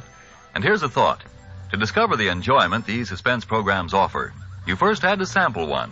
And so you must first sample one of the many delicious Roma wines to discover for yourself their wonderful taste and quality, the excellence that makes Roma America's largest selling wines. You'll discover, as of other millions before you, that Roma wines are super quality, are super tasting, and are super easy on your pocketbook, too, costing only pennies a glass. Why put off this taste treat another day? Be sure you get R-O-M-A, Roma wines, made in California for enjoyment throughout the world. This is Laird Cregar. It is my very great pleasure to tell you that next week the star who will keep you in suspense will be Joseph Cotton. Suspense is produced and directed by William Spear. Don't forget then next Monday, same time, for Joseph Cotton in Suspense. Presented by Roma Wines, made in California for enjoyment throughout the world. This is CBS, the Columbia Broadcasting System.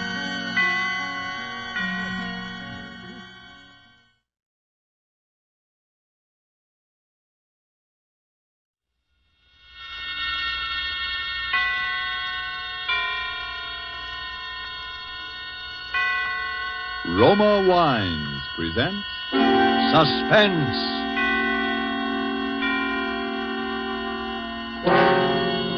Roma Wines, made in California for enjoyment throughout the world.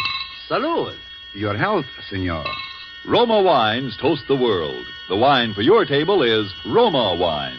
Made in California for enjoyment throughout the world. This is the Man in Black, here for the Roma Wine Company of Fresno, California, to introduce this weekly half hour of Suspense. Tonight from Hollywood, Roma Wines bring you Joseph Cotton in a suspense play called Sneak Preview, which tells of a rather remarkable adventure experienced by that noted director of screen thrillers, Frank Henderson. And so, with Mr. Henderson's by far stranger-than-fiction story, as related and enacted by Joseph Cotton, we again hope to keep you in suspense. Go ahead, please, Mr. Henderson. This all began, you say, 2 weeks ago? Yes, that's right. I just finished the final cutting and dubbing on my newest picture, Escape to Destiny. Think you'll like it, by the way. Llewellyn says... Yes, go on. Well, I took the film east with me, and the first day I got there, we ran it in the projection room for a few of the boys in the New York office. They seemed to like it pretty well, which, of course... Ruth, now that it's all over, and we're safe... Yes? Well, there's one thing that still worries me. What's that? It's... Ruth, will you marry me? Darling, that's the one thing I've known the answer to from the very beginning.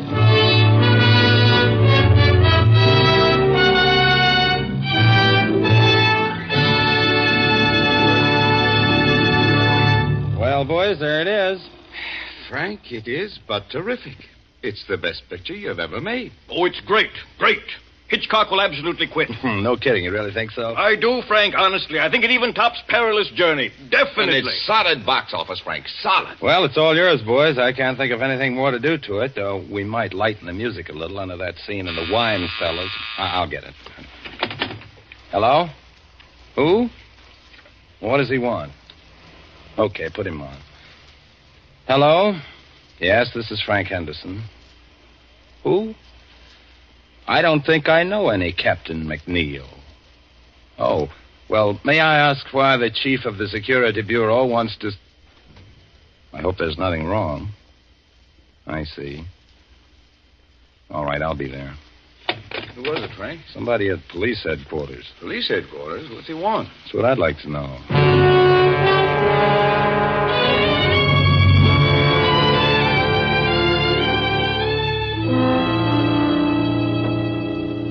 Well, Mr. Henderson, my secretary tells me you were a little mystified. Well, a little, I guess. You never heard of any Captain McNeil? Oh, no. It was just that I didn't think to connect you with the Captain McNeil. Very nicely put, Mr. Henderson. Very nicely put. But you don't need to explain. There aren't so many people as you'd think who'd ever heard of any Captain McNeil. An undercover agent isn't very much good if everybody knows him. No, is he? I guess not. Mr. Henderson, when I heard you were going to be in New York, I just couldn't resist meeting you. You see, Mr. Henderson, I'm probably your greatest living admirer. Well, thank you. I guess I've seen every picture of yours since the first one you directed, most of them 3 or 4 times. I'll have to remember you in my will. You know, you'd have made a first-class professional detective. I'm not so sure about that. There's a lot of difference between fact and fiction, I guess. Not so much. I've always followed the reasoning in your pictures with complete agreement. Well, I'm glad to hear that. Yes, but with one exception. Huh? What was that? I couldn't go along with you there. It was in your 5th picture, Murder in the Morning. You remember near the end of the picture where the killer has the detective and his pal at gunpoint in an empty room? I remember. The friend is allowed to leave. He's helpless anyway, unless... And here was the point. Unless the detective is able to get over certain vital information to the friend in the presence of the killer, but without his knowledge. You remember? Sure. And when the friend is leaving, the detective hands him his hat. Mm-hmm. And inside the hat band, he slipped a piece of paper with the information on it. Is that what you mean? Exactly. And that's where I disagree. Although I realize it probably wasn't your fault. Probably the writer or the producer. Oh, no. As a matter of fact, that was my own idea. It's too simple, too unimaginative, if you'll forgive me the word. No intelligent criminal would allow a thing like that to happen right under his nose. But the way the thing was done, I thought... Even so, how is the friend to know that this paper is under his hatband? Oh, well, you see... It isn't something you're likely to notice. You don't look under your hatband every time you put on your hat. I know, but it's far too fetched. It's not true to life. It's fiction. Excuse me a moment. Hello? Yes? Yes, I see. I'll be down in just a few minutes. Pardon the interruption. Oh, not at all, Captain. I really ought to be going. I've kept you too long now. Mr. Henderson, I wonder if you're interested in real crime. Real crime? Have you ever seen an actual murderer? Well, you do make me feel like an amateur now. No, to tell you the truth, I never have. Come on, then. It might give you an idea. It's down the hall. As a matter of fact, I've never seen this particular murderer myself. But you know he is a murderer? Oh, sure. Not much like a character in one of your pictures, though. There's nothing romantic or exciting. Was he clever? Oh, yes, indeed. His career has been 20 years. There's never been enough evidence to convict him. There isn't even a photograph of him. Here we are. But if you don't know any more than that, what charge are you holding him on? Charge? You don't need any charge when you hold him here. There he is. Oh, dead? Dead, at last. How did he die? Shot in the back. We found him in Central Park. Well, there you are. Gregory Sarko, murderer, spy, drug addict, and about everything else in the book. Know who killed him? Who knows? Who cares? There are plenty of people who would have been happy to do it if they dared. I suppose he had identification on him. Sure. Bank book, wallet, a few inconsequential papers. Is that all? That's all. Oh, a little money, a handkerchief, a tin of aspirin. Aspirin? Sure. Criminals have headaches just like other people. It was aspirin, I suppose. We professionals may not be romantic, Mr. Henderson. We are thorough. Oh, cool. Yes, it was aspirin. I remember you saying he was a drug addict. So that was all he had on him, huh? That's right. Nothing very sensational or exciting. No clues. Now, what about that bank book? Was it in his own name? Oh, he had a lot of names. Gregory Sarko was the one in the bank book. His own, by the way. Why? Because a perfectly crazy notion has just entered my head. For a new picture? It could be. But, well, here am I in New York. Little time on my hands, and, well, the guy intrigues me, that's all. A dead man intrigues you? His life intrigues me, sure. Finding out more about it intrigues me. What's the difference? The guy's dead. What have I got to lose? Well, now, I don't say it's likely, Mr. Henderson, but it's possible, just barely possible, that you might lose your life.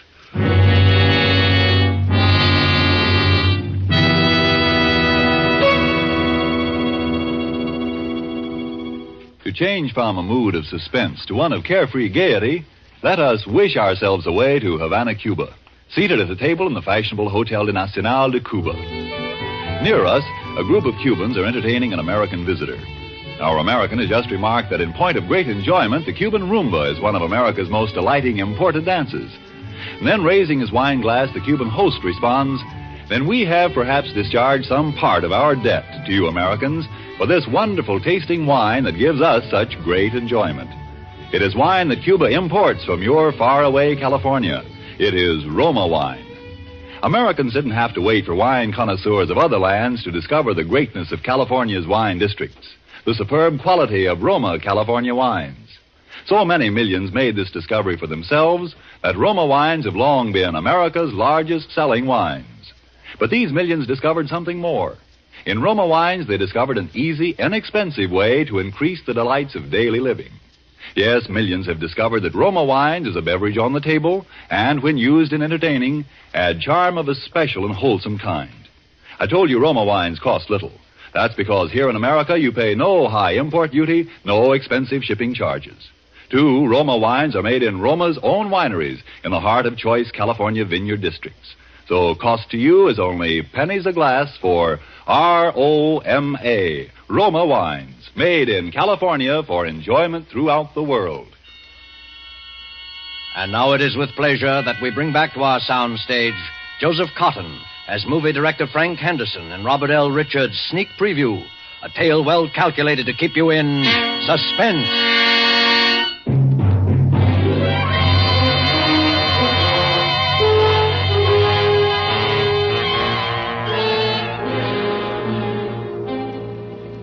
I'm not an adventurous or even a particularly courageous man, and yet suddenly I found myself engaged in what might possibly, as the captain had said, be a fairly dangerous occupation. I pored for hours over Captain McNeil's file on Sarko, even persisting in the face of a sudden and somewhat mysterious reluctance on the part of the captain to have me do so. The next thing I did was to inquire at the bank, which had issued Sarko's bank book, and found out exactly nothing. I was pretty discouraged and about ready to quit when I went back to my hotel that evening.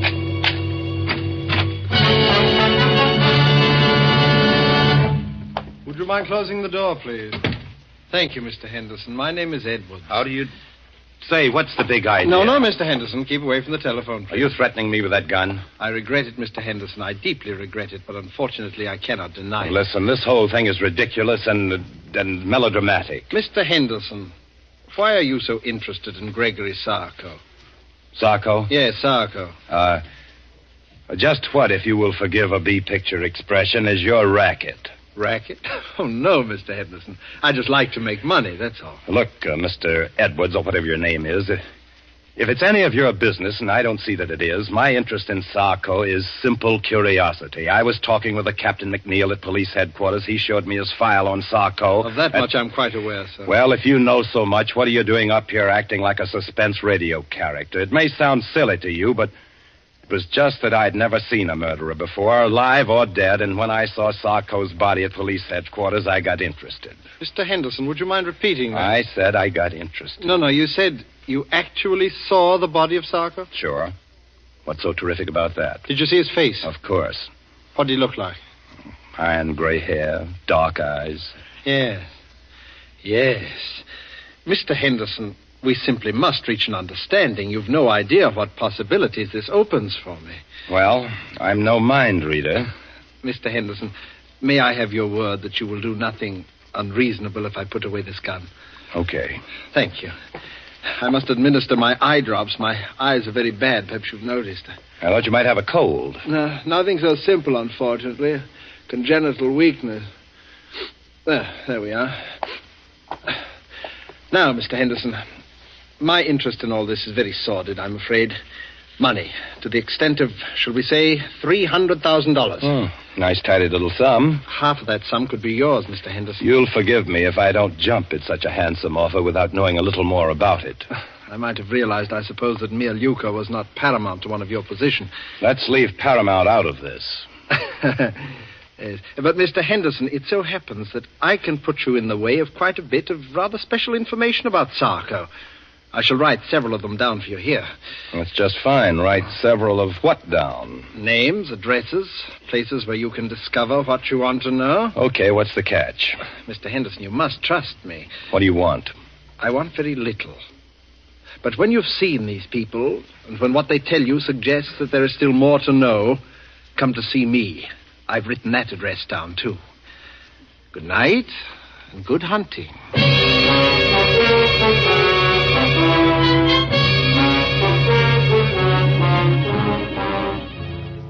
Well, by this time I was so obsessed with the thing that I actually set out to follow the itinerary of the rather sinister Mr. Edwards to the very letter. There was a man serving a life term at Sing Sing. His name was Coletti.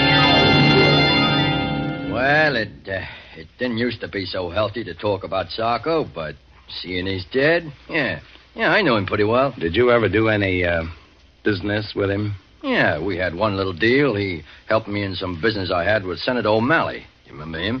He was chairman of the Foreign Affairs Committee during the disarmament conferences after the last war. That's right, until 1927. Was that the year you and Sarko had your business with him? That's right. That was the year he was assassinated, wasn't it? Yeah. It was quite a coincidence, Mr. Henderson. Quite a coincidence.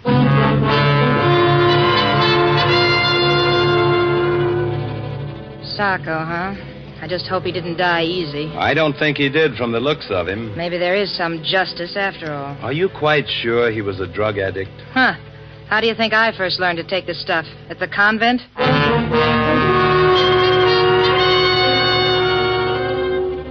Yeah, there is one guy who might talk. I never seen him, but they called him Eddie the Greek. He used to hang around Doyle's gambling place.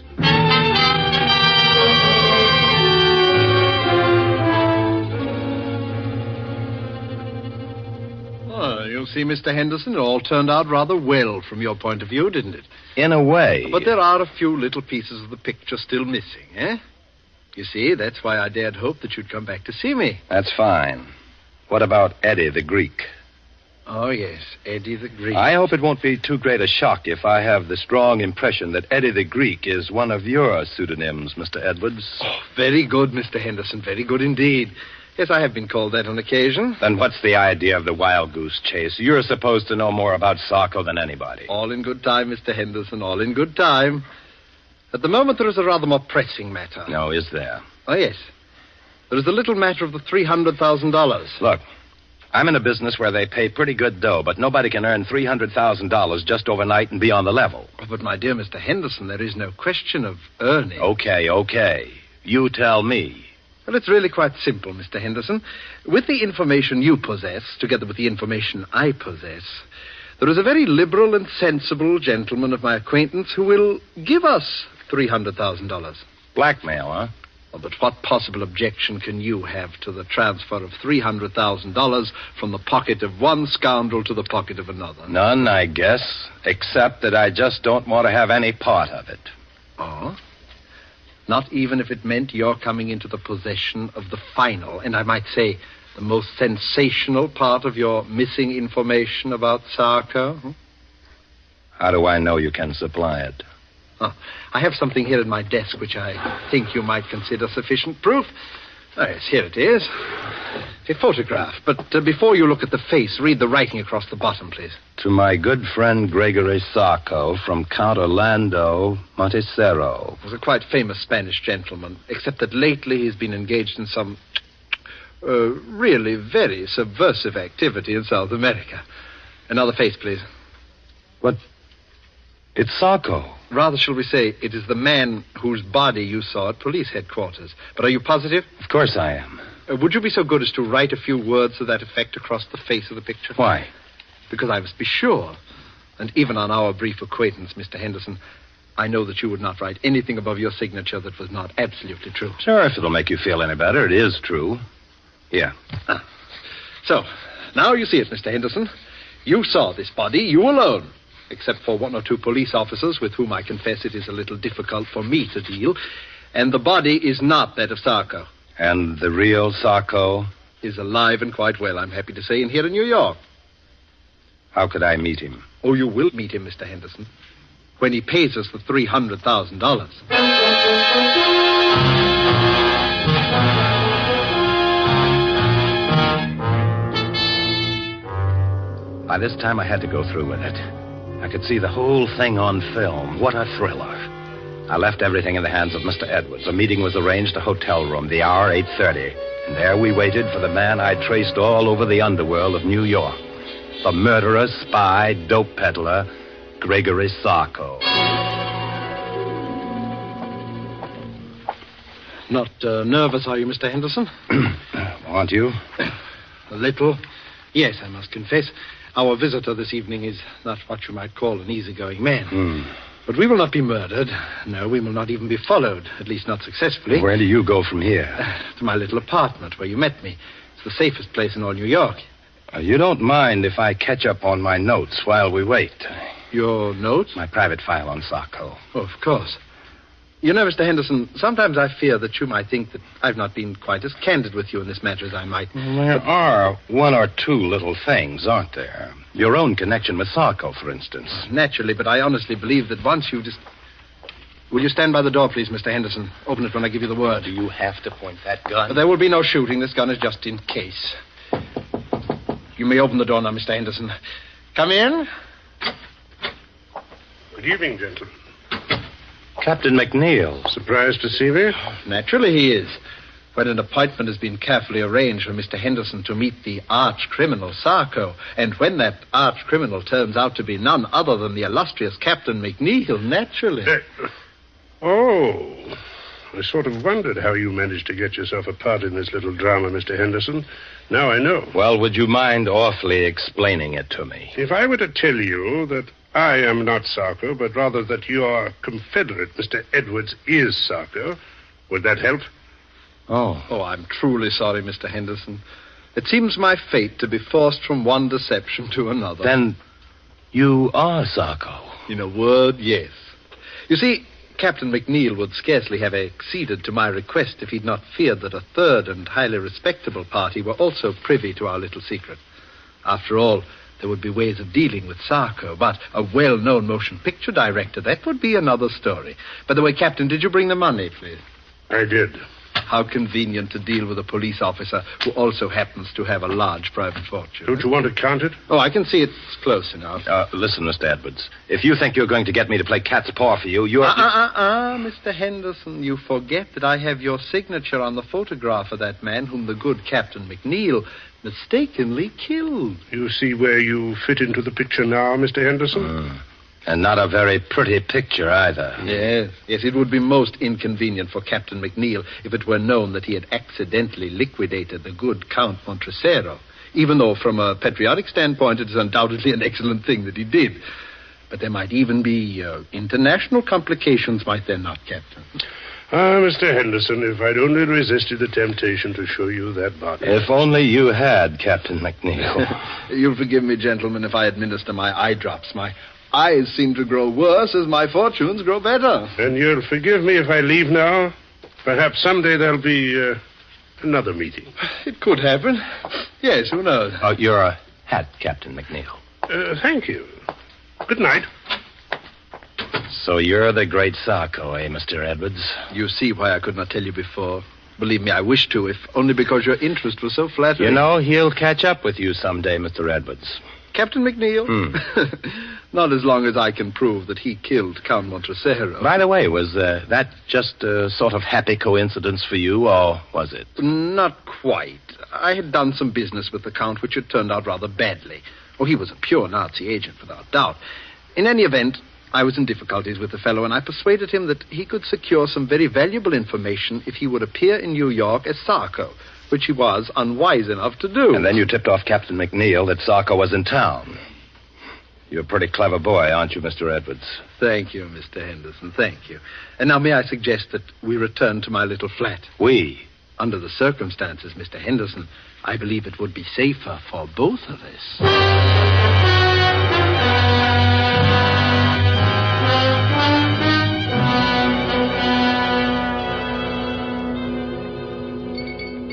Do you like your drink, Mr. Henderson? Well, it's very good, thanks. Mr. Edwards, I do wish you'd put that gun away. Oh, yes, the gun. Mr. Henderson, I've been trying to think of a way out of this dilemma all evening. I would have liked to spare you this last little deception. What little deception? I'm going to have to kill you. Oh. I am sincerely sorry. You've been a most pleasant companion, but knowing as much about me as you do... May I finish my drink, please? Oh, but certainly. And now, if you'll excuse me for a moment, my eye drops are in my coat in the hall. Oh, by the way, it's useless to try to escape, Mr. Henderson. This is the only way out, and the windows are barred with steel shutters. Thank you for the information. Edwards! Edwards! Dead. Captain McNeil. I take it that someone has just liquidated our friend Sarko, or Edwards, as you prefer. So it would seem. Did you see it happen? No. Did you have much trouble finding your way here? None whatsoever, Mr. Henderson. I'm afraid I have a little confession to make. You don't need to. But I do. You remember the matter of the information on the piece of paper slipped under the hatband? The thing in your picture that I disagreed with? I remember. I apologize. It's a highly practical device. Highly practical. Well, perhaps it wasn't made clear enough in the picture that the paper was rolled up into a little hard ball. I suppose it hurt your head when you put your hat on. It did. And I found the address of this place when I removed it. You'd make a fine detective, Mr. Henderson. By the way, how much have you known? You know, I'm kind of surprised myself. Quite a lot, as a matter of fact. You knew about the body I showed you? Well, I was pretty sure it wasn't Sarko, a drug addict who takes the precaution of carrying aspirin for his headaches, would certainly carry his favorite drug, too. I used that in a picture once myself. Don't you remember the blue canary? So you did now. So you did. I should have remembered. And I suspected Edwards because of the eye drops. There was nothing the matter with his eyes. His particular brand of drug works on any mucous membrane, including the eyes. Mr. Henderson, you're all right. And Just what are your immediate plans? Well, I'd kind of like to get out of here. Now, what about the money and the photograph? Don't let it worry you. The money and the photograph are safe. I kind of thought so. And I suppose we can safely leave to the regular police force the question of who killed Sarko. I think we can. If I knew who, I'd sort of like to thank him. He did save my life, you know. And if he knew you, I'm sure he'd want to thank you as well, because, in a way, you also saved his life.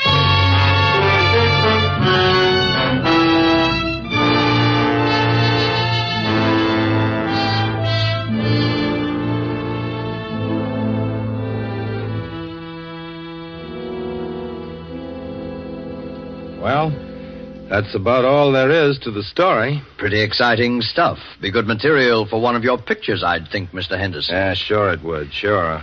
For that dumb studio of mine, I called a big meeting just before I left New York, and I told this story, changing a few names and places, of course. And what happened? I don't know, Frank. It's a good story, but I don't know. What's the matter? I think it would make a swell picture. Public would never go for it, Frank. It's too crazy. It's unbelievable. No, I wouldn't buy it. You're entirely right, LG.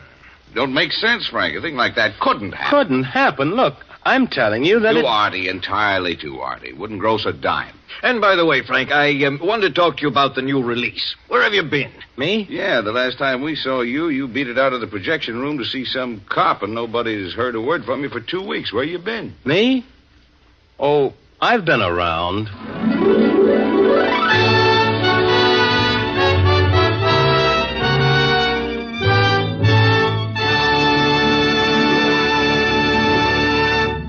And so closes Sneak Preview, starring Joseph Cotton, tonight's tale of Suspense. Joseph Cotton, star of the Lockheed America Ceiling Unlimited, appeared by courtesy of David O. Selznick, and will soon be seen in the all-star Selznick production, Since You Went Away. Did you know that these Roma Wine suspense dramas are setting a record for the millions of delighted listeners they are attracting? We want you to feel that by tuning in the suspense program every week, you can count on real radio enjoyment. Well, in just as dramatic style, the popularity of Roma wines is also record-breaking, because Roma wines are by far America's largest selling wines. Millions make sure of great wine enjoyment simply by asking for Roma wines. Here's something else these millions have discovered. You don't need fancy glassware or a special occasion to enjoy these zestful, taste-delighting Roma California wines. Roma wines possess lip-smacking flavor and zest, because they come from Roma Wine's own wineries, right in the heart of the magnificent California wine grape districts. And you can enjoy them as a daily delight, because the cost is only pennies a glass. Ask for R-O-M-A, Roma Wines, made in California for enjoyment throughout the world. This is Joseph Cotton. It's a great pleasure to join forces with this really excellent company whose business and pleasure it is each week to keep you in suspense. I know you'll want to be listening next week, as I will, when Sonny Tufts will be your star. Suspense is produced and directed by William Spear. Next Thursday, same time, you will hear Sonny Tufts in Suspense. Presented by Roma Wines, made in California for enjoyment throughout the world.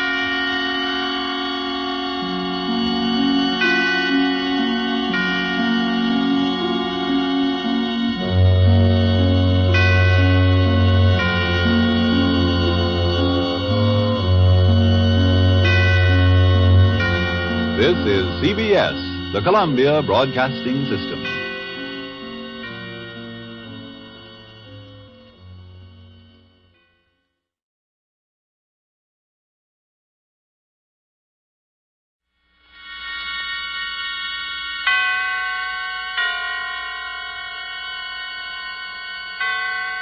Roma Wines present Suspense.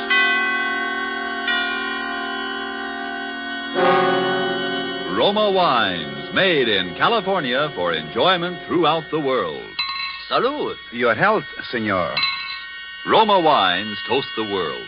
the wine for your table is Roma wine, made in California for enjoyment throughout the world. This is the man in black, here for the Roma Wine Company of Fresno, California, to introduce this weekly half hour of Suspense. Tonight from Hollywood, Roma Wines bring you the remarkable actress whose performance in the Paramount picture For Whom the Bell Tolls won her an Academy Award, Katina Paxinu. And so, with The Woman in Red, and with the performance of Madame Paxinu, we again hope to keep you in suspense.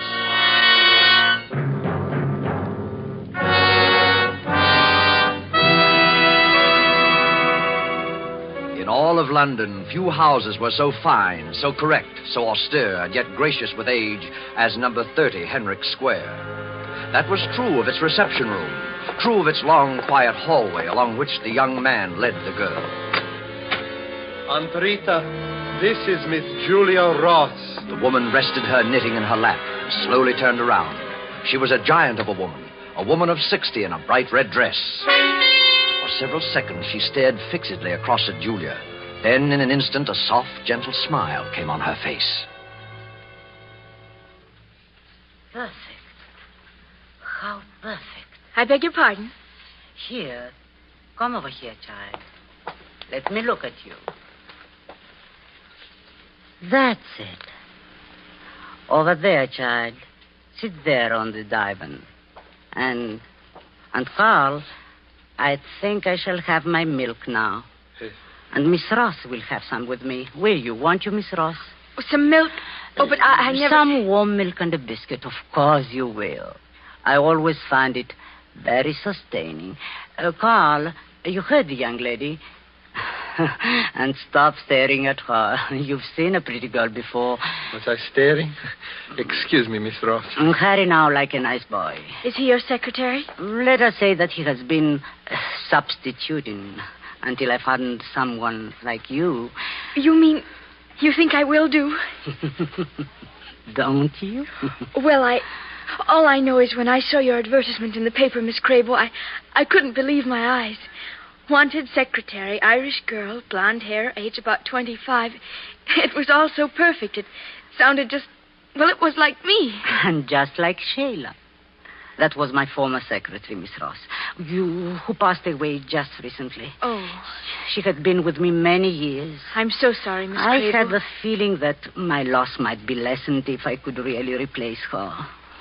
An old lady's whim, of course, because no one is ever exactly like someone else. You, for example, I'm sure you have friends, acquaintances, relatives, perhaps, you see now and then. Sheila didn't... But you see, I don't. What I mean is, my parents aren't living, and so far as friends or acquaintances are concerned, I hadn't had much time lately, and...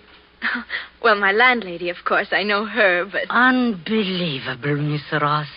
Because it's so perfect. You see, the less time you have for outside attractions, the more time you have for me. The milk, Aunt Rita, and the biscuits. Will this table do here? That will be fine, dear. And leave us alone. Oh, very well. My aunt is a very domineering woman, Miss Ross. But also a generous one, I think. Your milk, dear. And a biscuit? Oh, just the milk, thank you. Miss Crable, there's something you must know. Well, don't hesitate, child. Miss Crable, I'm afraid I'm not quite what you think. I mean, I've never really done any secretarial work before. I've had some business training, a little, but not actual experience. I mean it, Miss Crable. I lied in what I wrote you. I wanted the position and I needed it so much. You silly girl. You mean you still want me? Certainly. Now finish your milk before it gets cold. Oh. As a matter of fact, there will be very little secretarial work for you to do. I shall want a sort of, a companion. Now, I shall want you to start immediately. You will, of course, live here in the house and... Live in the house? But, of course, you are my companion. Oh, but I didn't understand that I... Yes. Well, then, I think perhaps I should make plans accordingly. I mean, I'd better leave now. I shall want to go to my boarding house and cancel my lodging. Oh, there will be plenty of time for that, child. Carl and I generally take an afternoon stroll and would like you to... But you see, there'll be other arrangements. People I must see and people? things to...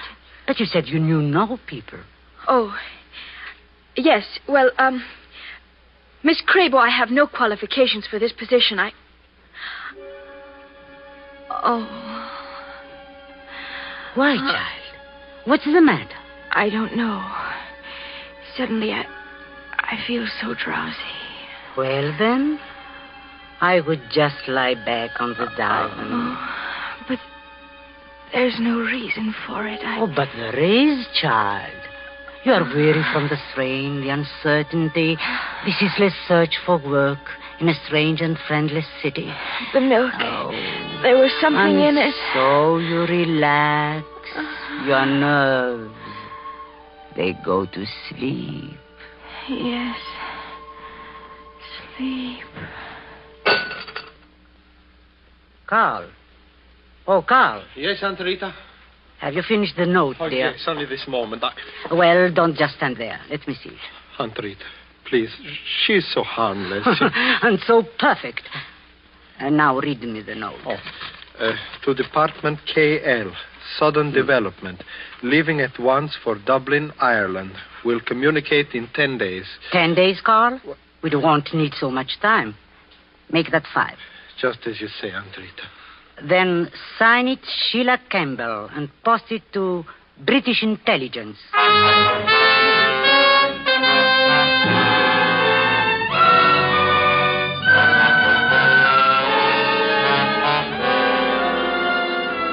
Tonight for Suspense, Roma Wines bring you as star Madame Katina Paxinu, whom you have heard in the prologue to The Woman in Red by Anthony Gilbert.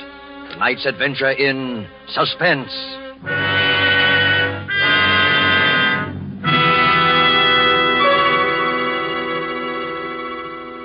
You remember the old saying, the grass is always greener in the other fellow's yard? Well, you might agree with the truth of that statement if you happen to overhear a conversation like this. Let's imagine we're seated in the smart and festive Club Montmartre in Havana, Cuba. An American has just complimented his Cuban friend on the fine quality of Havana tobacco. Graciously, the Cuban replies, "But you of the United States need have no envy of us. Nature has made a great gift of perfection to your country, too. The magnificent wine which we are all so fond of. It is Roma wine, made in your own California." Friends, that little scene is typical of many countries where wine is truly enjoyed. For in other lands, Roma wines must be imported over long distances from our own California. A luxury to be enjoyed on special occasions. While lucky you can enjoy these superb Roma wines as a daily delight, with no import duty, no expensive shipping charges added to your cost for Roma wines. Whichever one of Roma wine's many different types your own taste test names as favorite, you'll agree here is truly superb wine that could come only from truly choice wine districts. And you'll say, no wonder Roma wines are America's largest selling wines. I'll spell out the name for you. R-O-M-A, Roma wines, made in California for enjoyment throughout the world.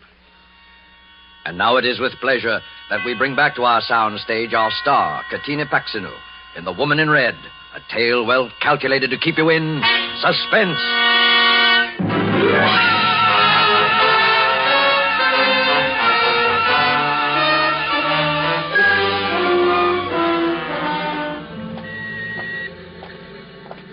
Feeling better, Julia, after your little nap? No, I don't feel better. Well, the walk and a little something to eat will do wonders for you. There is a little tea shop up here. I don't want anything to eat. And please don't hold on to my arm like that. Now, child, is that a way to talk? You seemed a bit shaky, that's all. Here we are. Carl, you wait with Julia. I'll just look in first to see that it's not too crowded. And now you have to hold my arm. Oh, no, wait, Miss Ross. I don't have to hold... Hey, no, don't. Let me go. What are you doing, Miss Ross? Why do you run like that? Please, don't you understand? If I'm to move in with Miss Crabo, I've got to get in touch with my landlady. But there'll be plenty of time. Plenty of time. What do you want with me? Why are you both... Oh, Carl. Oh, yes, Aunt Rita? Come along, you two. No. Oh, please, you're making yourself worried about nothing. My aunt, it is just that she's a peculiar... Hurry, children. Then remember that I am here. I have already ordered for us. Oh, fine, Aunt Rita. Our table, this is it? Yes, sir. You're in the corner. Miss Crabo. Thank you, Mr. James. And Sheila will sit here to my left. Of course. Miss Sheila? Miss Sheila? What? This is your place here, Miss Sheila. Sheila? Why are you calling me Sheila? What is it? Why are they laughing? Pay no attention, dear. Just sit down, please. This woman called me Sheila. You both did. My name is... I know, dear. It is Julia. Everything is all right. Shall I serve the tea now? If you will, please. Now, Sheila, sit down, dear, like a nice girl. No. What, dear? I'm going to the restaurant. Sheila! It's all right, Miss Crabo. Don't bother. There's no other exit from that room. Oh, I'm so sorry to impose on you, Mr. James. I had no idea she could be so difficult. Oh, don't give it a thought. Once you explained the situation, we were only too glad to help.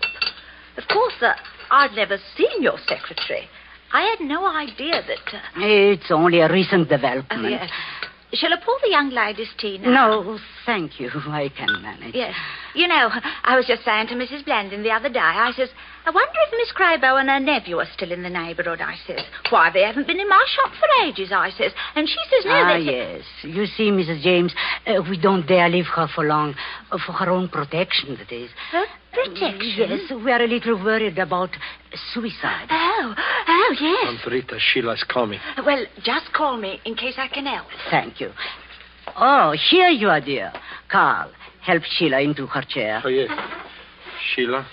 Thank you, Carl. Relax now, dear, and drink your tea. It's all ready for you. My tea in this cup? No, I won't drink it. You won't drink it? Sheila, what? You're pouring it into your saucer. Dear, everybody's staring at you, laughing at you. There's nothing for them to laugh at. I simply prefer to pour my own cup of tea. And that's exactly what I shall do. But dear, you don't think I... Do you really believe that I put something in that first cup of tea? Yes. Yes, I do. You did it before, and there's no reason to think you wouldn't do it again. Sheila! Very well, then. Drink your tea. Only hurry. I don't think I can endure much more. Never mind. I shall hurry. I'm just as eager to leave as you. And I'm going straight to the police. Oh, now, you're not starting that again. Are you insane? Do you think I'm helpless, that I can't get away from you? That I shall simply stand here and... Oh, it's happening. What, dear? What's happening? You had it in the teapot.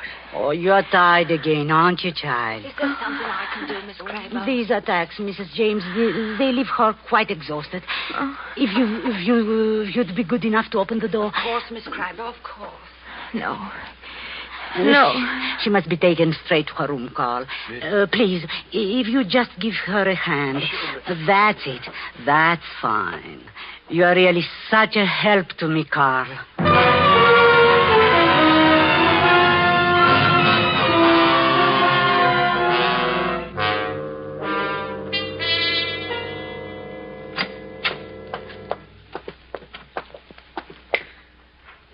Here we are, Sheila.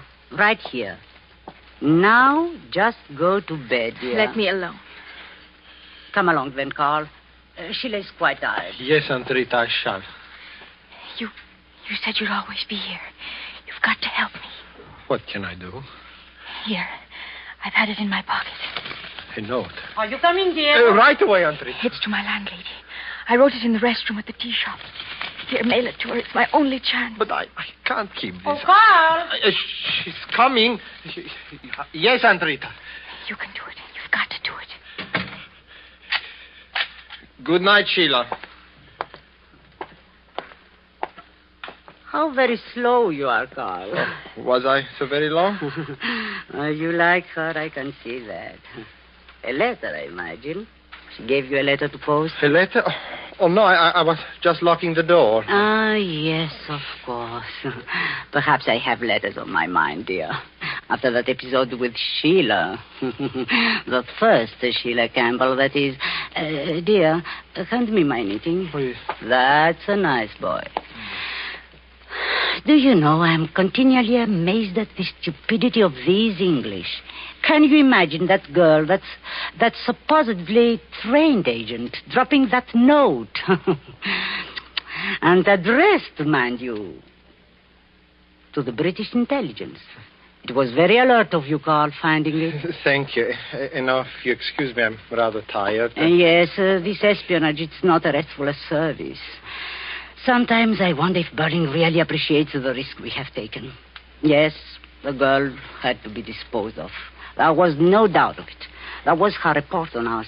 All the facts... Aunt Rita, we've gone over this 1,000 times. Really, I'm tired. Yes. You were right in realizing what had to be done. It was just that you acted too... Please, Aunt Rita, explain too hastily, too thoughtfully, too violently. I couldn't help it, I tell you. She rushed into the telephone room out there. I ran after her, and that stupid catch lock pinned us in. She went to pieces, pounding on the door, screaming, tearing at me. I didn't know what I was doing. There was that bookend, the big one. I lost my head, that's all. It's all your fault. Why didn't you lock the door? Where were you? I simply want you to remember that every incident counts. Because of you, we cannot produce Sheila Campbell's remains. And we certainly can't allow the police to tear up the cellar to find them. Because of you, we shall have to produce a substitute body. A substitute Sheila Campbell, who will satisfy the authorities completely. We have her, and I don't intend to lose her. The note, please. The note? The one that girl just gave you to mail. I don't know what you're talking about. All I know is you don't have to use this girl. You could get somebody else, somebody just as good. She's not right for it. Not right for it. A girl who denies her identity, who shrieks of drugged drinks, persecution. She is ideal. The police will accept her as a suicide without giving it a second thought. Yes, if they knew she was really insane, but she isn't. Don't you see? She isn't. She isn't. Just ask those people at the tea shop and that foolish Mrs. James. She will tell you.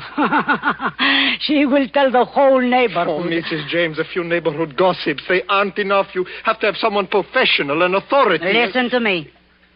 Our note to British intelligence will divert them for just 5 days. Within that time, Julia Ross must commit suicide. And we will see that she does. No, I won't. I won't go through with it, I tell you. I see. What a pity it would be if the police learned who was the last person seen with the first Sheila Campbell. You wouldn't. You wouldn't turn me over. This espionage, Carl, it's a very demanding trade. The note, please. Huh. Thank you. Thank you, dear. I knew it was an oversight.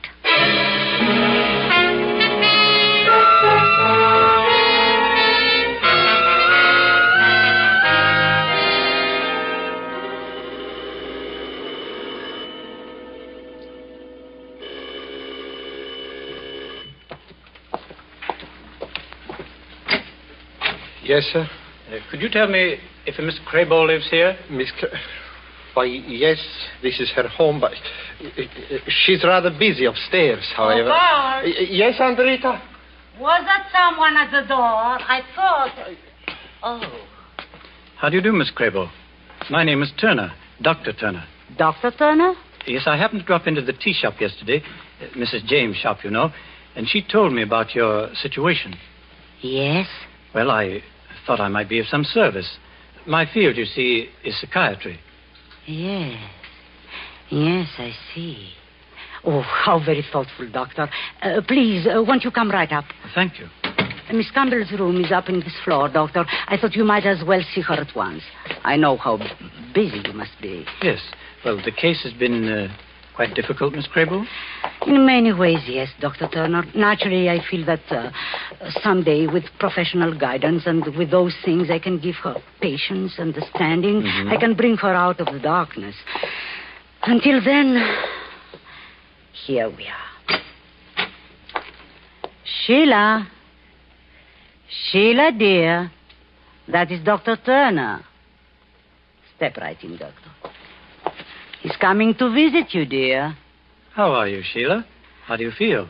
Doctor, I rather think my presence will interfere. Mrs. James has undoubtedly explained. If you don't mind? Yes. That might be best. Won't you talk to me? It's all right, Sheila. Believe me, I'm a doctor. You're no doctor. Now, Sheila. Don't call me Sheila. You're here to help her. Help her keep me prisoner here in this house. Stop Help her drive me out of my mind. Help her. can't help but to murder me. Sheila, pull yourself together. She's told you can't afford everything. to act like this. Told you how to act. You must practice. Why don't you leave me alone? Why don't you go away? Oh, excuse me, Dr. Turner, but I became a little bit uneasy. Yes, I can understand. Well, Doctor? Yes, it's persecution mania, clearly enough. She has all the symptoms. The deep melancholia, the stubborn, hysterical insistence that she's about to be done away with. Yes? I happen to be attached to the King James General Asylum, and I'm somewhat familiar with this type of case.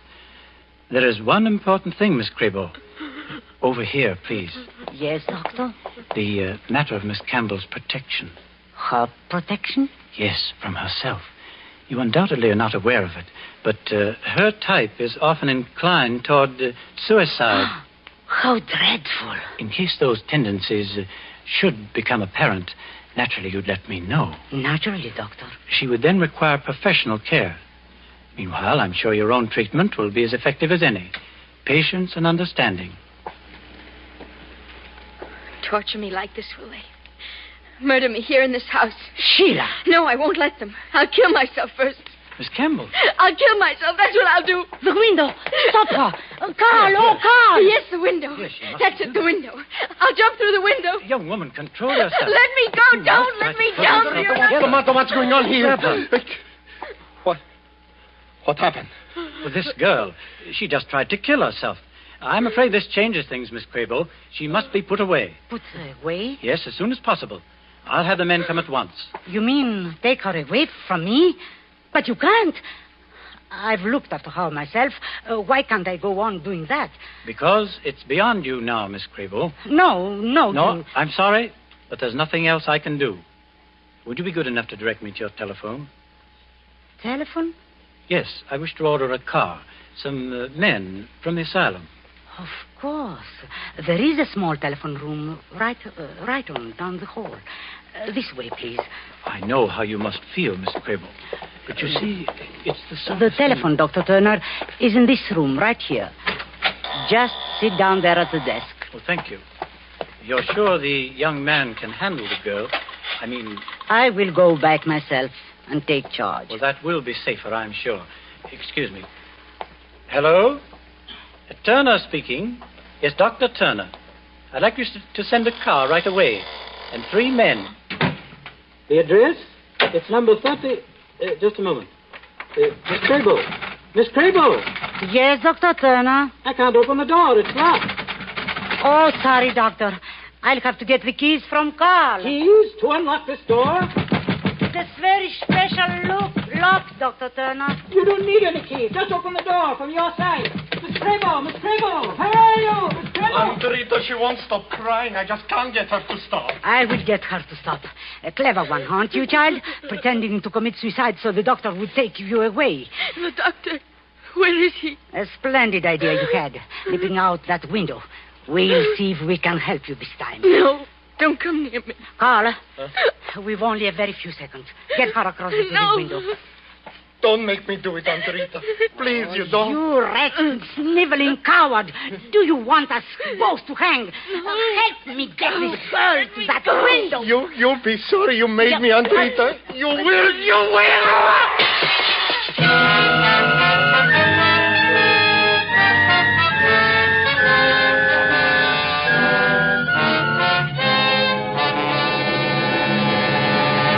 I couldn't help it, Dr. Turner. I couldn't help it.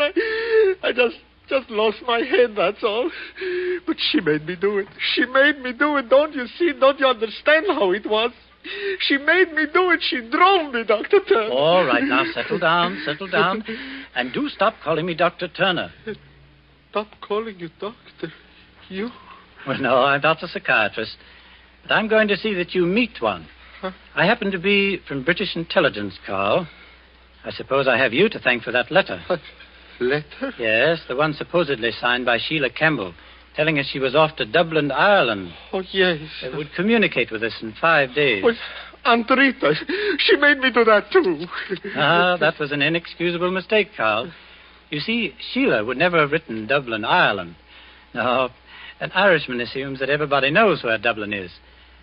How about that, Miss Ross? Am I right? Well, I know where it is, all right. And I'm going back there as fast as I can. Oh, now, Julia, London isn't as bad as all that, you know. Maybe not. I suppose it all depends upon the murderers you meet. Why, child, you wouldn't want to meet a nicer lad than Carl here. After all, it isn't everybody who'd pitch his aunt through a bedroom window just to save your life.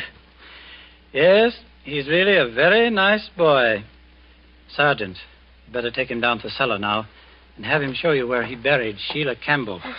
Aunt Rita, she made me do I it. know, she made you do that, too. A woman of character, Miss Crable.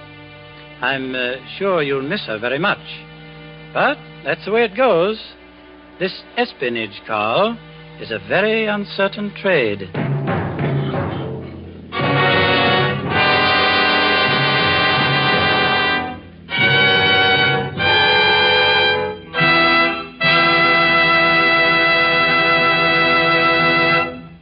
And so closes The Woman in Red, starring Katina Paxinu. Tonight's tale of suspense. Spotted about the globe, wherever wine grapes grow, there are a few wineries whose products are made for world enjoyment. Among such wineries, right here in California, are those of Roma. And we who live in America have the pleasure of enjoying Roma wine at exceptionally low cost. For we buy it free of duty and free of excessive shipping costs. For instance, Roma California Sherry is the queen of appetizer wines. And not only that, but a wine so delicious it is suitable to serve at any time, cool or chilled. But no matter what your preference may be, you will find a Roma wine costing far less than you would expect to pay for such distinguished wine.